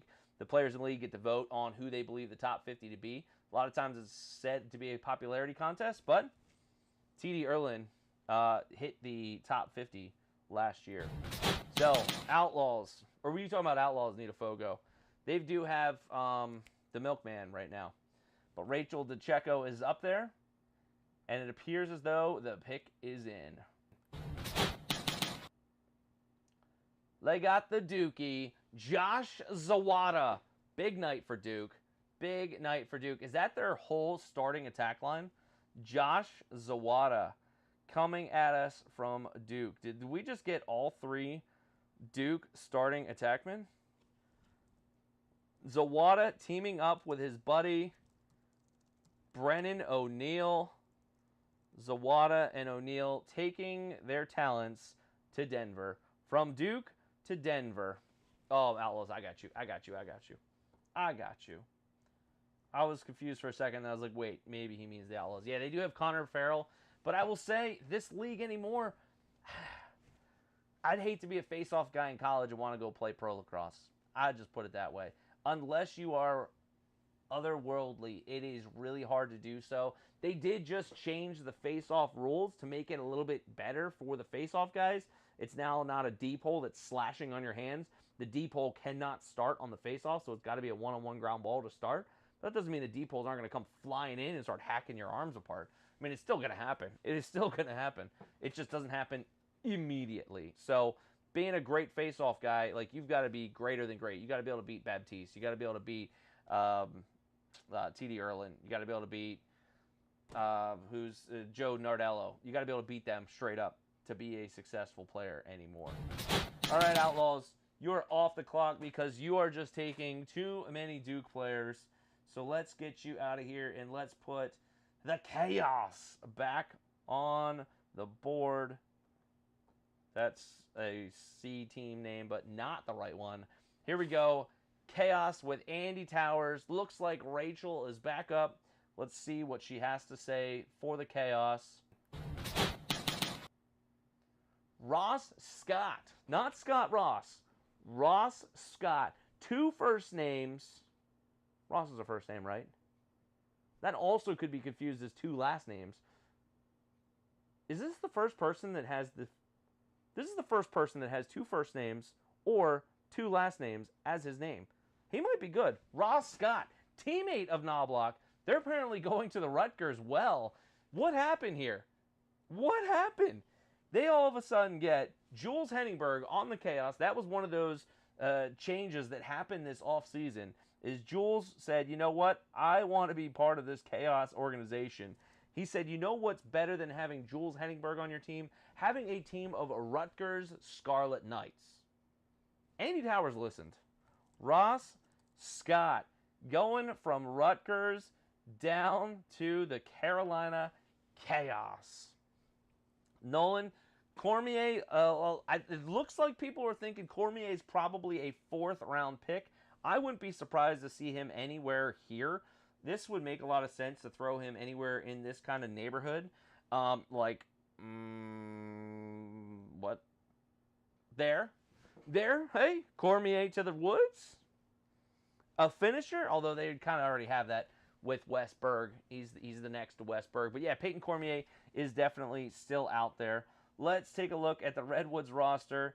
We finally got to see the Redwoods take a pick, but we haven't really got to see what happened to them. If you take a look at the key losses, I had to expand the column because it got ridiculous.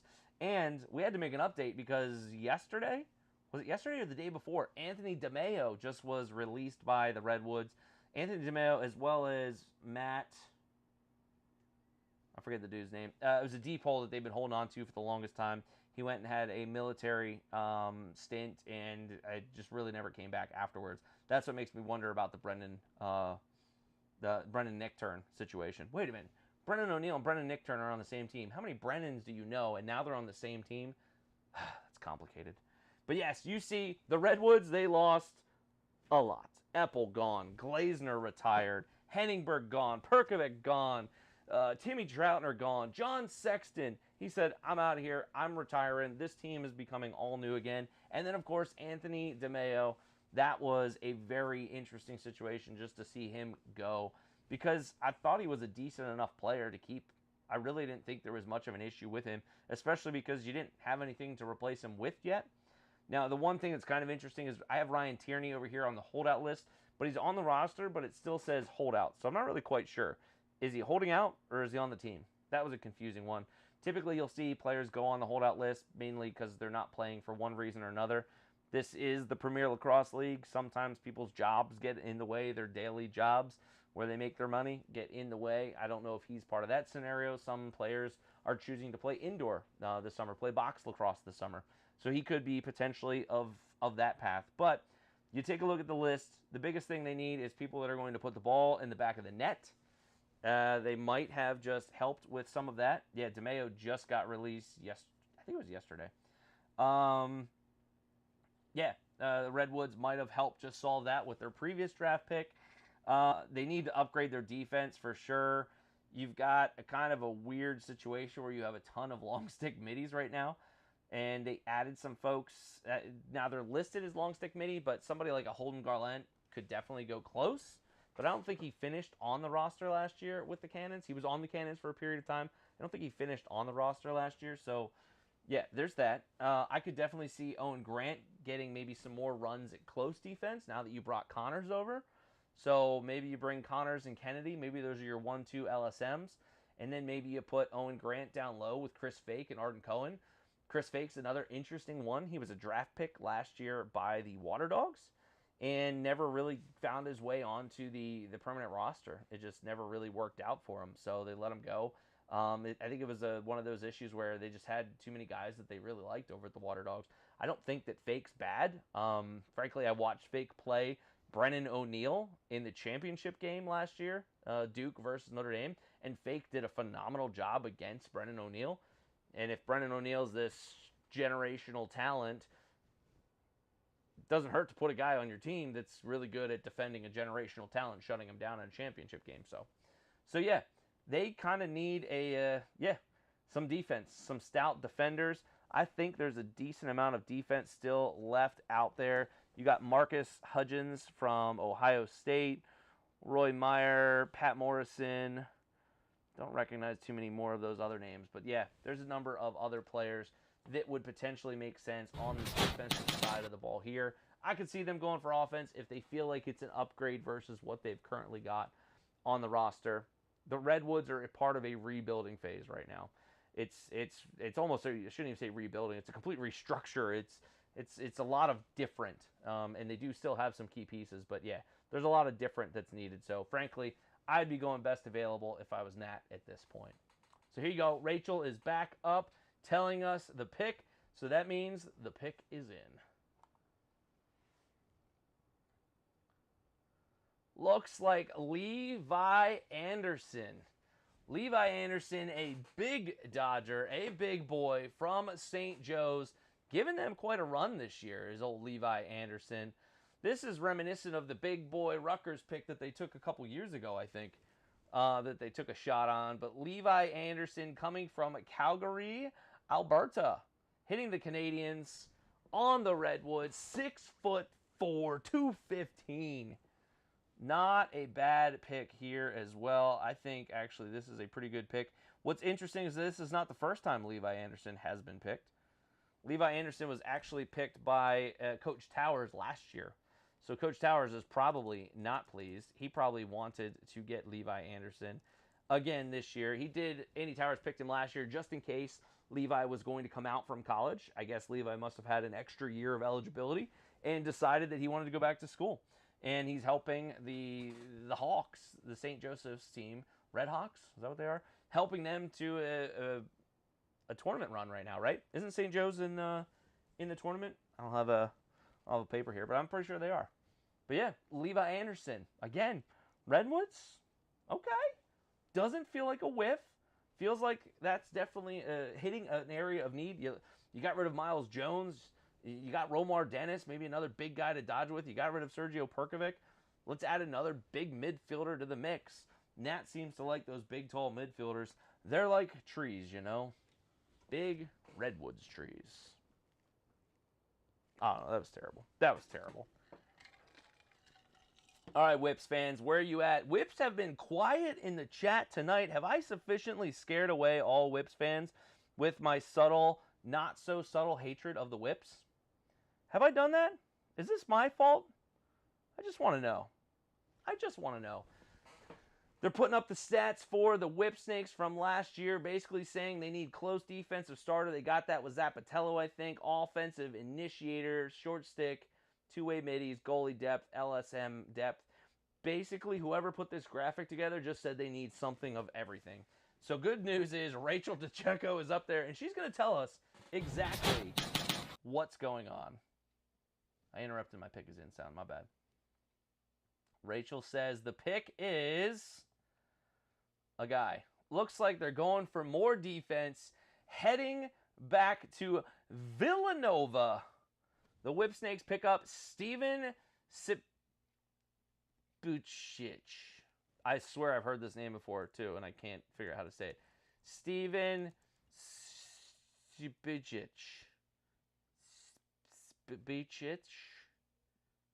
Spicic. That's a really hard one. Steven is joining the Maryland Whip Snakes via Villanova. He's a Wildcat. He probably wanted to stay in Philly. I don't blame him. But he's going to Maryland instead. Not far away. Not far away. He can still drive down to go play a game or two. Steven is joining them. Let's see. First, let's get the right team on the board. The Water Dogs are next. And let's take a look at... Where was Steven? Because we haven't seen a ton of defenders go. So... Steven was not on Dan Aristia's board. Adam Lamberti says... Zawada was way down there. Adam Lamberti throws Steven Zbuzjinic at 38, said he's similar to one of the other defenders, has impressed this season with steady offensive production, and has the ability to cause havoc off the face-off wings. That sounds like something that I might have actually heard. Staggs, was he the one that was saying he watched a lot of lacrosse this time? He said Nards is the dude. He said, basically Staggs was saying that this is the first time he feels like, and he was, I think, humble bragging. This is the first time he feels like, yeah, we've got some needs that we need to fulfill inside this draft. Most times he comes into the draft, he's picking late. He's just kind of taking best available. He's like, this time we're trying to fill some needs. He felt like he probably needed to get some players that filled the void in a maybe an offensive-minded defensive player. Maybe that's what he was thinking. I also, so here we mentioned that they need some long pole depth. So, yeah, that would make sense. This player sounds like he fits that void. I am not going to say his name again because that was really hard. That was really hard. Whips fans are transferring to Outlaws fans after... Why is that? Whips fan. Why would they go to Outlaws? Ajax Zapatello, they got their deep hole. They got their Maryland deep hole. What makes you think that? Uh-oh. Water Dogs are not only on the clock. Rachel is up and chatting, letting us know, you know what it is, the pick is in.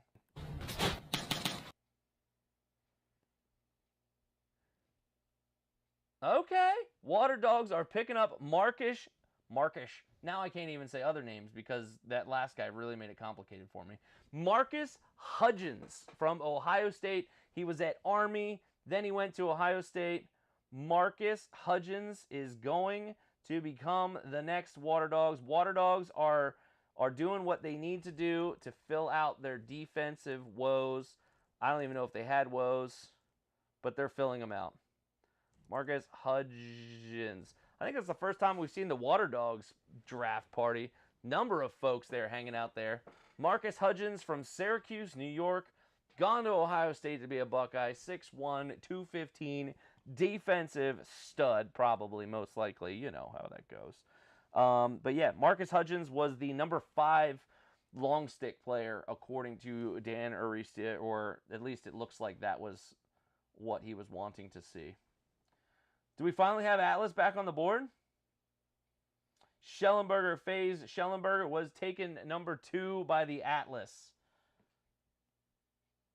Taken number 2 by the Atlas.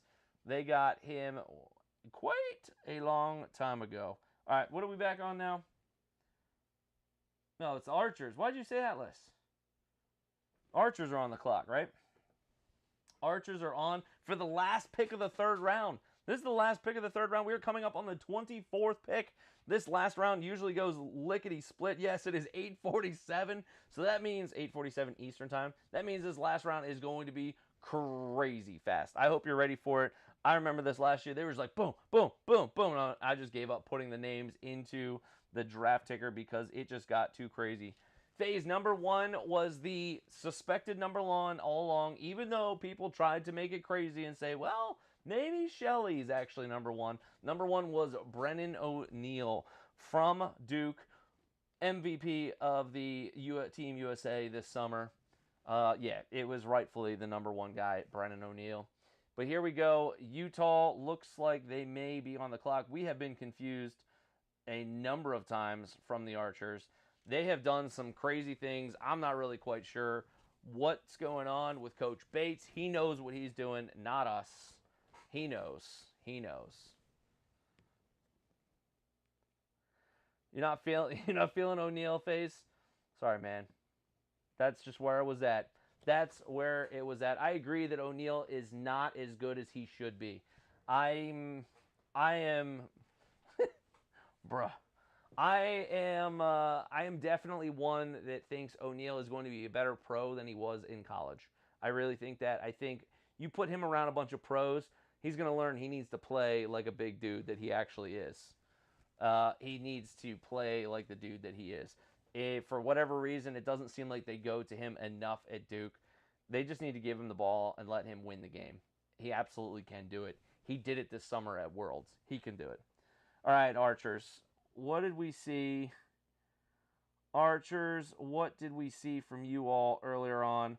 Looks like the Archers went Mason Woodward round 1. They surprised us going early with a deep hole. Then at pick 13, the Archers went with Bo Peterson, picking up the short stick D mid. Is this their next pick since then? Yes, this is their next pick since then. And Rachel is up on the stage. So you know what time it is.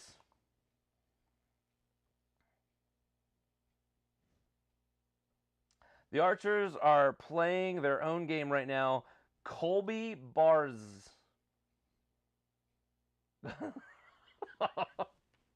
This is one of those super awkward moments. This is one of those super awkward moments where the Archers just selected somebody and there's no highlight package. There's none. This is where it would be interesting to hear what they're saying because there's zero highlight package. Probably because they didn't expect this gentleman to get drafted. Shout out to you, Colby Bars. Prove everyone wrong and that you deserve this moment. Colby Bars is coming to us. I mean, okay, first of all, last name is pretty sweet. Can we not agree? You get Colby Bars. I mean, that just sounds like something you want to collect in any kind of like a Fortnite game. But yeah, Colby Bars coming out of Towson caused 22 turnovers this season. The stats team found that quick enough. I don't see Colby Bars on my sheet. I'm sorry, I don't know who that is. He'll be top 10, no doubt. Oh no. Oh no. Screen's doing its thing again. We are almost done. We're almost done, and the camera is still glitching on us. What is that all about? Why is it doing that?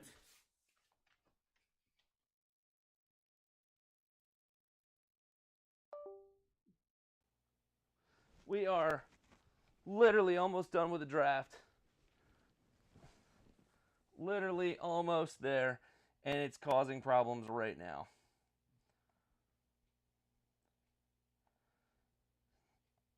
Let's see. I am trying to get this back up and running for you all.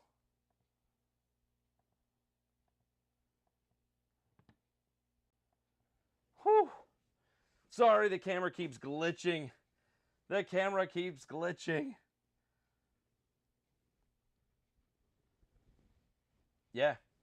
Bowser, I agree. He needs to play a bigger role in those games. And this is where I think it comes down to coaching. I think you put him into a pro system, they will let him know you need to own this moment. You need to be the big guy that you need to be. All right, here we go. We are heading to the fourth round. This is going to be the lickety-split round. They are going to come at us fast.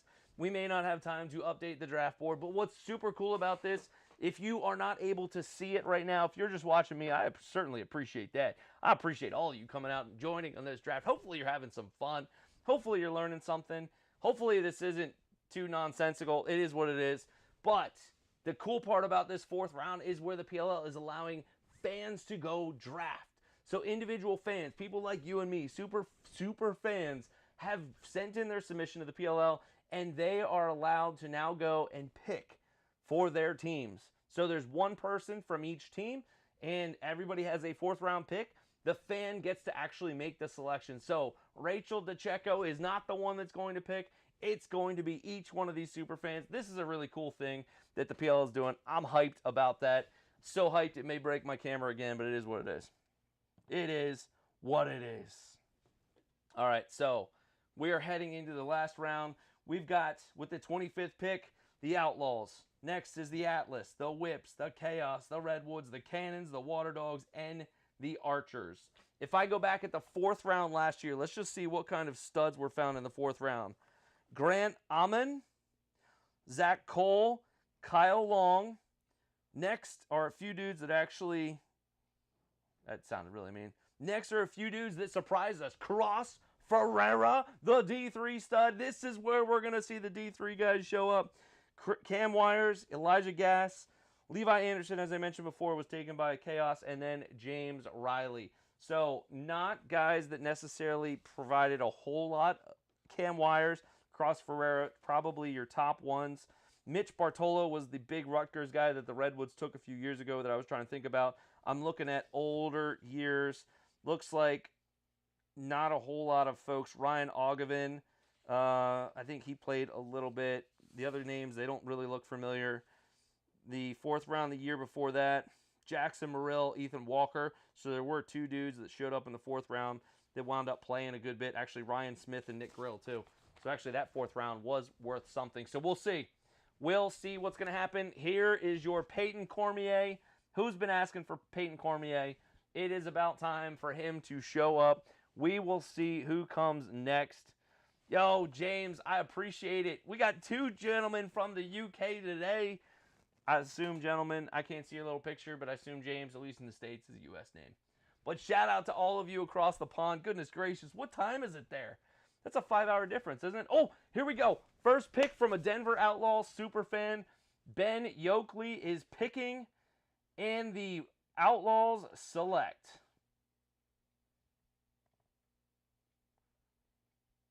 We're going face-off. Here's a guy a lot of people were expecting to show up and be a great face-off guy before the rules changed. So maybe this is what is needed. Luke Weirman, coming out of Maryland, going to the Outlaws. Not a bad pick. Give Connor Farrell some competition in camp. This is probably actually a really good use of your time. Why not go with a face-off guy and see which one wins? Is it going to be Connor Farrell or is it Luke Weirman? I like this pick. I like this pick. James, you think's built for the PLL? James, you might be built for the PLL too. Did you put your name in? But I agree. Shelly's got the opportunity to be good in the PLL too. I absolutely agree. Absolutely. I don't think you can go wrong too much with either one of them. Max, yeah, this is not a bad pick. We haven't seen the Milkman be the guy that he was a few years ago. Not a bad idea to grab somebody that you think is going to be good. Frankly, I'm a huge fan of the Holman approach of let's just not roll out a face-off guy. And actually, if I look at the roster of the Water Dogs, they don't even have a face-off guy in the roster at all right now. I like their approaches. Find a midi that just is going to work at face-off because that position's too valuable, and the PLL is devaluing the Fogo, the true. Make sure it's one that can win. And that's not what I meant to put. Let's get back to this. We should go Atlas on the clock. Goodness gracious. And the camera is not ready to finish this out with us.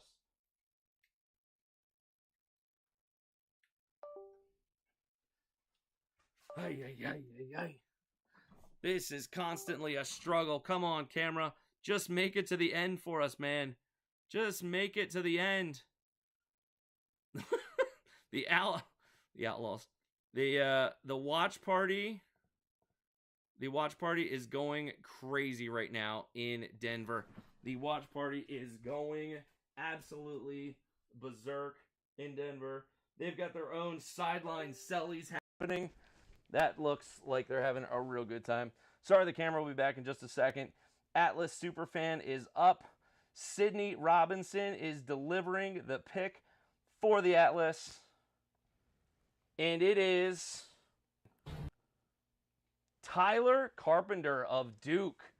Tyler Carpenter of Duke. I think it's safe to say, I think Duke has had the majority of draft picks tonight. Tyler Carpenter of Duke is a D-pole. I can't tell for sure if he's a long stick midi or if he's a close defender, but they have themselves a defensive player do the Atlas. Next on the draft board, I pulled out the old draft boards, and so I was looking at 2023. I'm like, that's not right. Whip Snakes are on the clock. The Whips definitely, I think, are going to be looking for a best available pick at this point.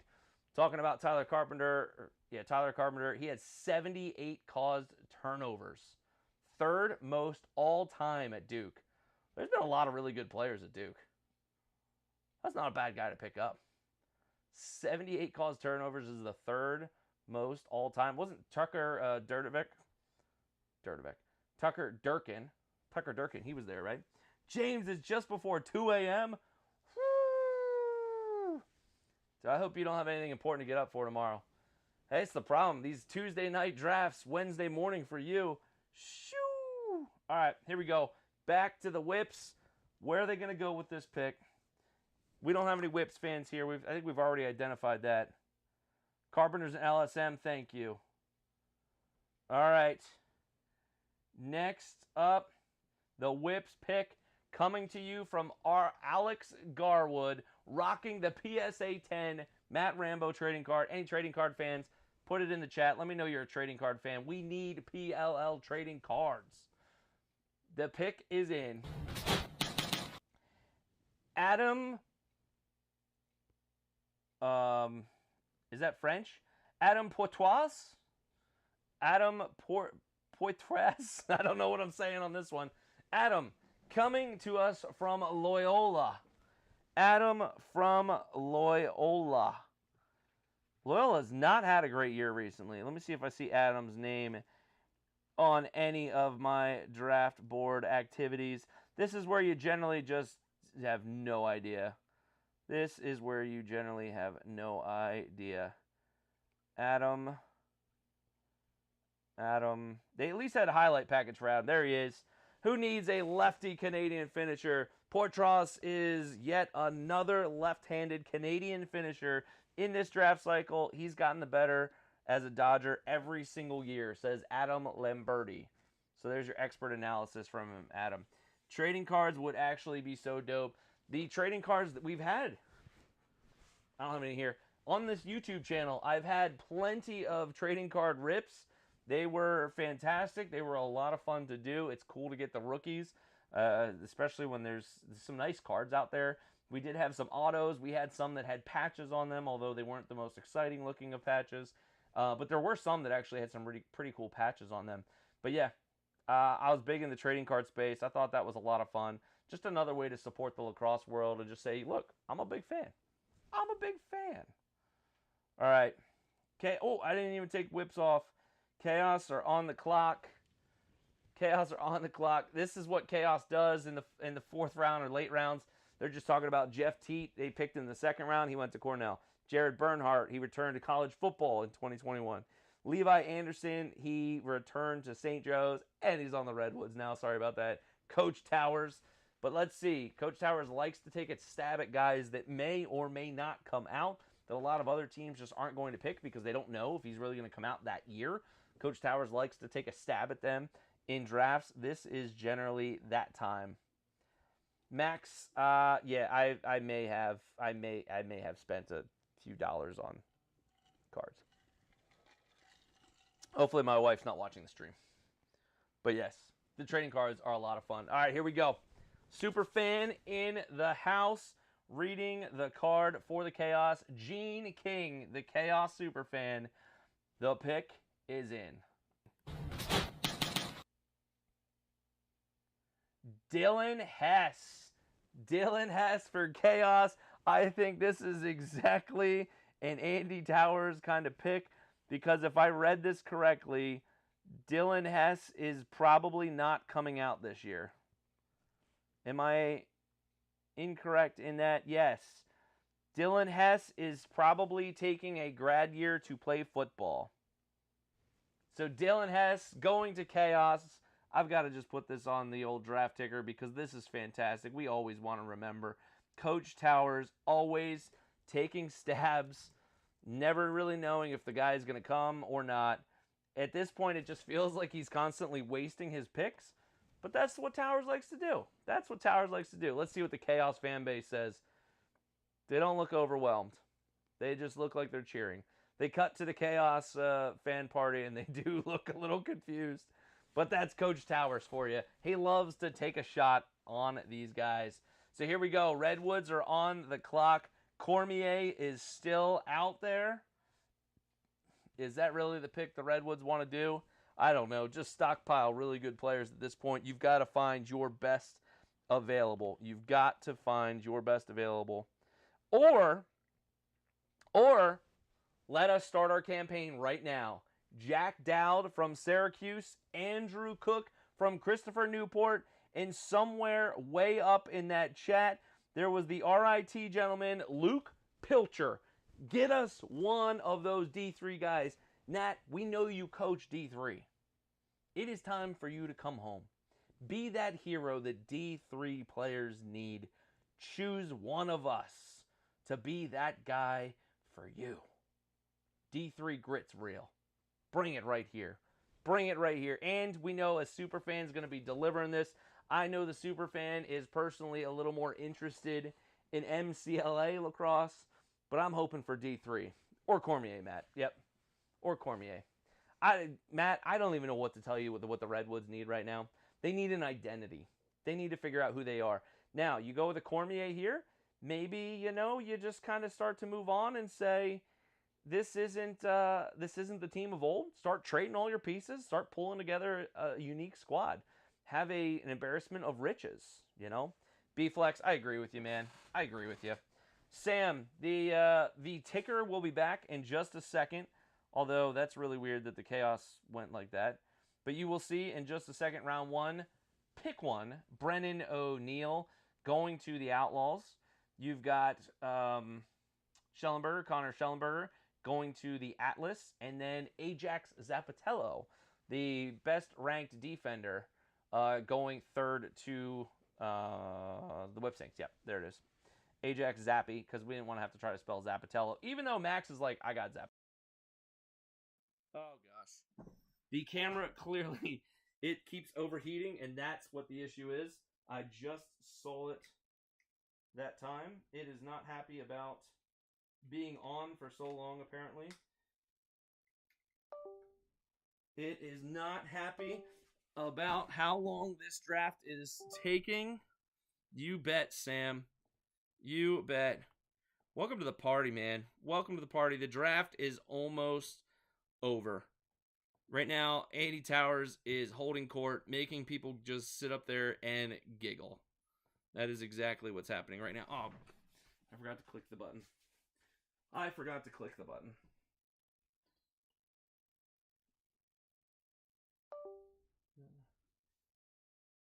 All right. Are we back? Are we back? Sorry. Clicking all kinds of buttons. That's not the right screen. Let's see. Oh, we went to a commercial? Do we seriously need to go to a commercial right now? Do we? Yeah, that worked. That was weird. I didn't have to click anything. Back to a commercial. We've got like 4 picks left. We have 4 picks left, and we had to go to a commercial. These picks should be happening really quick. They did not happen as quick as last year. Last year it was real fast. Sam, who is your team? Who's your team, Sam? Who are you cheering for? We're going to see who the Redwoods grab here in a second. The Redwoods, with only their 3rd pick in this draft, and arguably have had a pretty good draft so far. Cormier would be a very big name for them to be able to pull off at this moment. I'm just looking to see if there's any other names that I haven't seen yet. Roy Meyer. I'm just looking at Kevin Brown's list of players that haven't been picked. Dyson Williams was picked. Roy Meyer, LSM, Boston University, I don't believe was picked. Cormier. So Kevin Brown thought Cormier would go at the 16th pick to the Utah Archers. Cannons all day. All right. All right. Not a bad team to be a fan of. Adam Lamberti. I'm going to scroll up on Adam Lamberti's list because I think... Yeah, Adam Lamberti had Roy Meyer, LSM, Boston. This dude's showing up a few times. Scott Cole. I don't think anybody picked up Scott Cole either, have they? Bo Peterson, Bundy, all of those have been picked. Degnon, Scott Smith of Hopkins. Roy Meyer, there he is again. Tyler Carpenter, we saw. Chase Yeager, short stick D-mid of Virginia. Brendan Lavelle of Penn. Will Mark. That actually wouldn't be a bad pick for the Woods right here. Will Mark getting a goalie. Yeah, I don't understand B-Flex. We've got all kinds of challenges going on. The camera seems to be overheating. Hopefully I'm not melting my camera by continuously turning it right back on. But it is what it is. We've got to do it for the people. Mark White, Redwood superfan, is on, and the pick is in.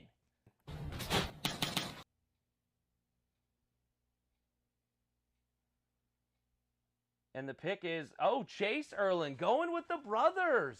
This is the draft of brothers. Cav with Cav, Erlin with Erlin. Chase Erlin of Hopkins. Where was Chase at before? Where was Chase? I knew where he was before. Yeah, they are dragging it out this year, B-Flex. Completely agree. Last year, I think they raced to get it done in under 2 hours. Now we're at over 2 hours, and they're still just kind of taking their time at the end. I don't know why they're taking their time right now. Chase Erlin. So backup goalie made a lot of sense here. Get somebody that maybe be the heir apparent to Jack Kelly. Chase Erlin's the guy the Redwoods thought should be the guy. I would have thought Will Mark, Chase, because he's still out there, but okay. And Sam, your boys are on the clock. The Cannons are next. The Cannons are next. I don't understand why the camera goes out, but the audio stays, because the audio is plugged into the camera. Again, just nonsense. This is what you all expected. This is what you came for. Nothing polished, everything rough, but not in the buff. I don't know. That was terrible. The rhymes are terrible at this late at night. The voice is going. The rhymes are awful. I'm sitting downstairs and I don't know. I tried to make another one and it's just, I gotta stop. I gotta stop. I gotta stop. Nolan James. You're gonna have to help me on Nolan James, man. You're gonna have to help me. At this point, the peak, no way. No way the app's telling you who the next pick is. That's awesome. Well, these guys are taking forever. Tell me they're doing a trade right now. Tell me somebody's like, oh, you know what? With the 30th pick, I want a trade. That would be amazing. That would be amazing. Yeah, I don't understand what's going on. They're spending a ton of time breaking down this Chase Erlin pick. They're spending a ton of time. Not to mention, Chase's parents don't know how to spell Chase. Do we have... What is going on? I don't have filler for this because I didn't expect this to take this long to go. Just a handful of picks. We were at a commercial break just a second ago. Something must be going on. Cannons can't decide who they want to pick. Kark's putting his glasses on. Ryan Boyle's giving us deeper analysis of Chase Erlin. So sorry, Sam. I thought you were going to be here for... All right. Camera is just not happy. All right, we are going to do this. We're going to finish this in the, we started semi-professional. We're going to finish this in the most not professional way we can. We're going in tight. We're going on the tight shot for this.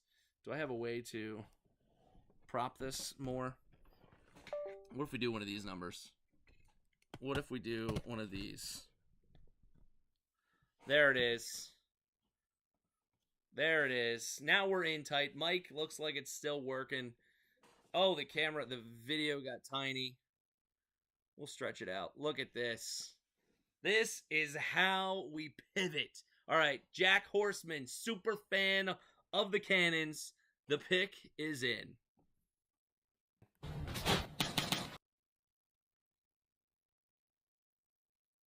Jack says, we're going with a Scott Smith defense from the Hopkins. The Blue Jays. Johns Hopkins going to the Boston Cannons. Berwyn, PA. Been there before. Look, this is fun. This is a whole new world. We're in a whole new world right now. That camera's so mad at me. It's like I'm just overheated. I am not coming back. Scrappy, high-energy Canadian, huh? Nolan James. I am not familiar. Unless he's D3, I'm not sure I want him at this point. That's amazing that the app has done this before, hasn't it? Didn't it do this before? What did the app do? It revealed locations. The app revealed the locations before the actual app before the locations were announced. I think that did that as well. I think they did that as well. All right, Scott Smith. So Scott Smith, I remember, is on the list. I have now covered up all my prep material, that was keeping me engaged with this. So we're just doing straight up camera right here. Hopefully we didn't melt the other one. That would be a disaster. If you're not ready to pivot, are you really a player, right? That's just, you got to be ready for whatever comes at you. You've got to be prepared and have a backup plan. Our backup plan was something I never intended to use, but actually its camera angle is not awful. Not awful. You see a little bit more of the Eagles and Notre Dame stuff, but it's all right. Hopefully we're not upsetting anyone here tonight. Oh, gosh. We're digging deep again on this analysis. For crying out loud, you've got 2 picks left, Boyle. Get off the screen and just finish this thing. Let us know who is going to wear the purple. Yeah, Max, at this point, especially if you're a Water Dogs person, I mean, looking at the Water Dogs, just getting back to this again. Oh, that's hysterical. The camera doesn't like to be very big. Just taking a look at the Water Dogs here, it's they have everything they need. I mean, this is just purely going to depth. Do they take a shot at like a Jake Naso just to say, all right, we took a crack at a face-off guy. Naso is the face-off guy from Duke. You say, we tried it. We liked it. We didn't like it. It could be something you could do here if you're the Water Dogs. I feel like if you're the Water Dogs, you're pretty happy with how the whole night went. You picked some really good players. I feel like they had a lot of really good players fall to them. I think they should be pretty happy because the Water Dogs, where were we? Matt Brandow, like I think that was probably one of the steals of the draft. Brandow was in the first round. They got Kenny Brower in the next round, which I think was crazy that Kenny Brower went that low. Then in the third round, they got Marcus Hudgens. I don't remember who he was. But they got him too. Beautiful pick. Beautiful pick.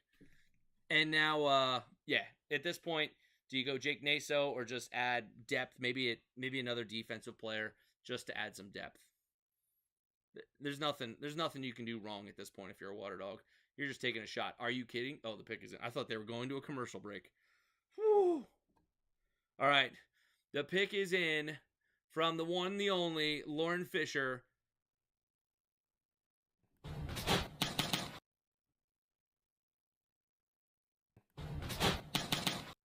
The pick is in for the Water Dogs from Michigan, Michael Bohm. Now, this gentleman, is he? Sorry, I wish I had my screen. Nolan James. Now I'm seeing it. Nolan James.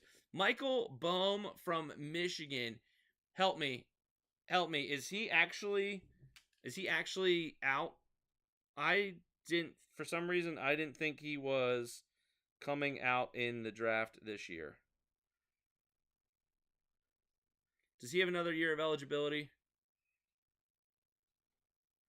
If not, I think this is crazy that no one else has picked him up yet because he has shown that he can be a lacrosse player, and especially for a Michigan team that likes to upset folks. I don't know what his situation is. I can't look it up quick. 31st pick, Water Dogs go, Michael Bohm. And then the final pick in the PLL draft, the Archers are on the board. And again, it's another one of those. You're picking at the bottom of the draft because you are really good at lacrosse. You're just looking for depth at this point. Archers just need depth. They've replaced a lot of the needs. They've done what they've needed to do. The draft ticker says that they've got first round, they went Mason Woodward. Next round, the Bo Peterson pick. After that, we got that Colby Bars. That was the gentleman, I believe, that did not have any stats available on him. Colby Bars. But Colby Bars is the thing you want to collect in Lego Fortnite. We found that out. Bohm says he's a senior. How do you know if he's got another year of eligibility? I thought he was not done. Freshman in 21. So seems like he should be done then. I feel like maybe that's a really good pick for the Water Dogs. I feel like it might be a good pick. Oh, they're not a bad idea. All right, let's see. Michael Bohm. All right, we've talked about Michael enough. It is time for the last pick in the PLL draft. Again, before we head over to this last pick, just want to say thank you for joining again this year. I really appreciate you coming out. I hope you had fun. I see a lot of people hung out for a really long time. This is always fun to do. Just get together, talk lacrosse, be with some like-minded folks that want to just celebrate the game. So thank you for joining me. I know there's other options out there, and you came here, so that's awesome. I appreciate you. Hopefully, if you are here, you subscribe to the channel. If you haven't subscribed to the channel yet, please hit that subscribe button. Join us as we talk all things lacrosse. If it's PLL, if it's how to get better, whatever. We're doing all kinds of fun things with lacrosse. So thanks for joining us. After we get through this Archers pick, we're probably going to hang it up because as we've seen, my camera has shut itself down. We're going off of Band-Aids, and toothpicks or something, MacGyvering this whole thing at this point, similarly to what's going on here. How is it possible that they are still talking about this Water Dogs pick? How is this even possible? The analysis at pick 31 seems to be greater than the analysis at pick 3. I don't think they spent near this much time on Ajax Zapatello. I don't think they spent near this much time on Patty Cav or anyone else. This is kind of crazy to me. But I'm going to stay here. I'm here with you for the last pick. We are not leaving early. That is for sure. Looks like Cotter, Kark, and Boyle are laughing and looking up at the display to see if the last pick is truly ready to go. This is amazing.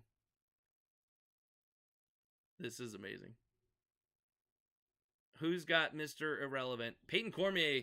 Actually, Peyton Cormier would make a lot of sense as Mr. Irrelevant for the Archers. I can't tell if my hat's crooked. I can't turn my head the right way. Holy cow.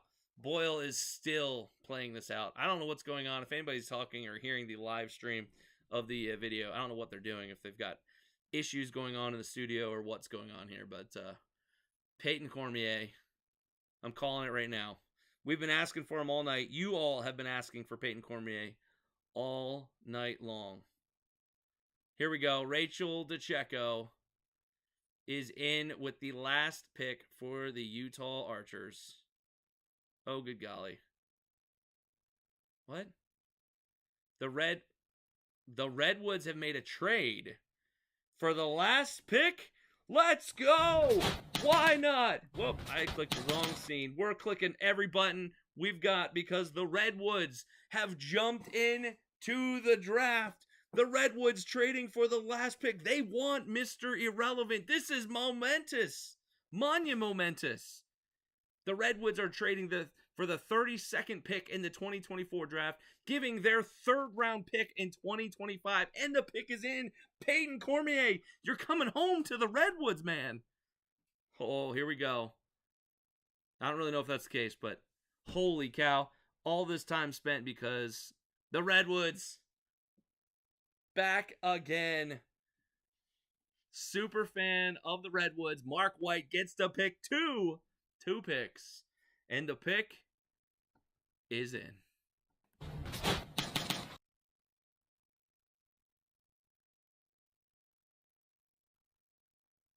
It wasn't Peyton Cormier. Okay, this is probably what just happened. Cole Kastner. The Redwoods have just selected Cole Kastner of Virginia. The Redwoods have traded into this draft to take Cole Kastner.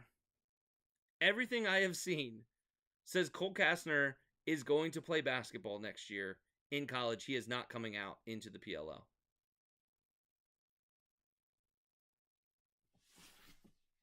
Does anyone know how to make sense of this? Cole Kastner is committed to play basketball at Stanford. It says it right now. He's committed to play basketball at Stanford next year. That's hysterical. That literally underneath Redwood's 32nd pick, it just says committed to play basketball at Stanford.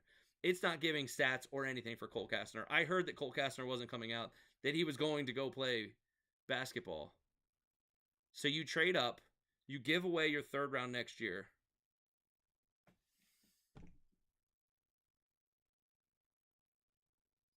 Well, folks, that's not the note I wanted to end on.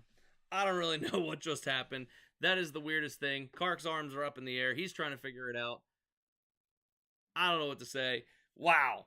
Wow, wow. So just like the end of the stream, my camera, everything goes crazy. So does the draft. A trade for the 32nd pick for a guy that's not going to play lacrosse. That's a really weird end to this whole draft, in which was relatively good. But at least we got to see one trade. It just happened at the very end. All right, folks. Thanks for coming by. I hope you enjoyed this. We tried to do the best we could. Good luck to your teams. I hope they all come in second to whatever team I'm going to cheer for, because I'm still undecided where I'm at in this whole thing. But thanks for coming by. Really appreciate it. Have a a wonderful, wonderful rest of your spring. If you're playing lacrosse, if you're doing whatever, good luck to you and your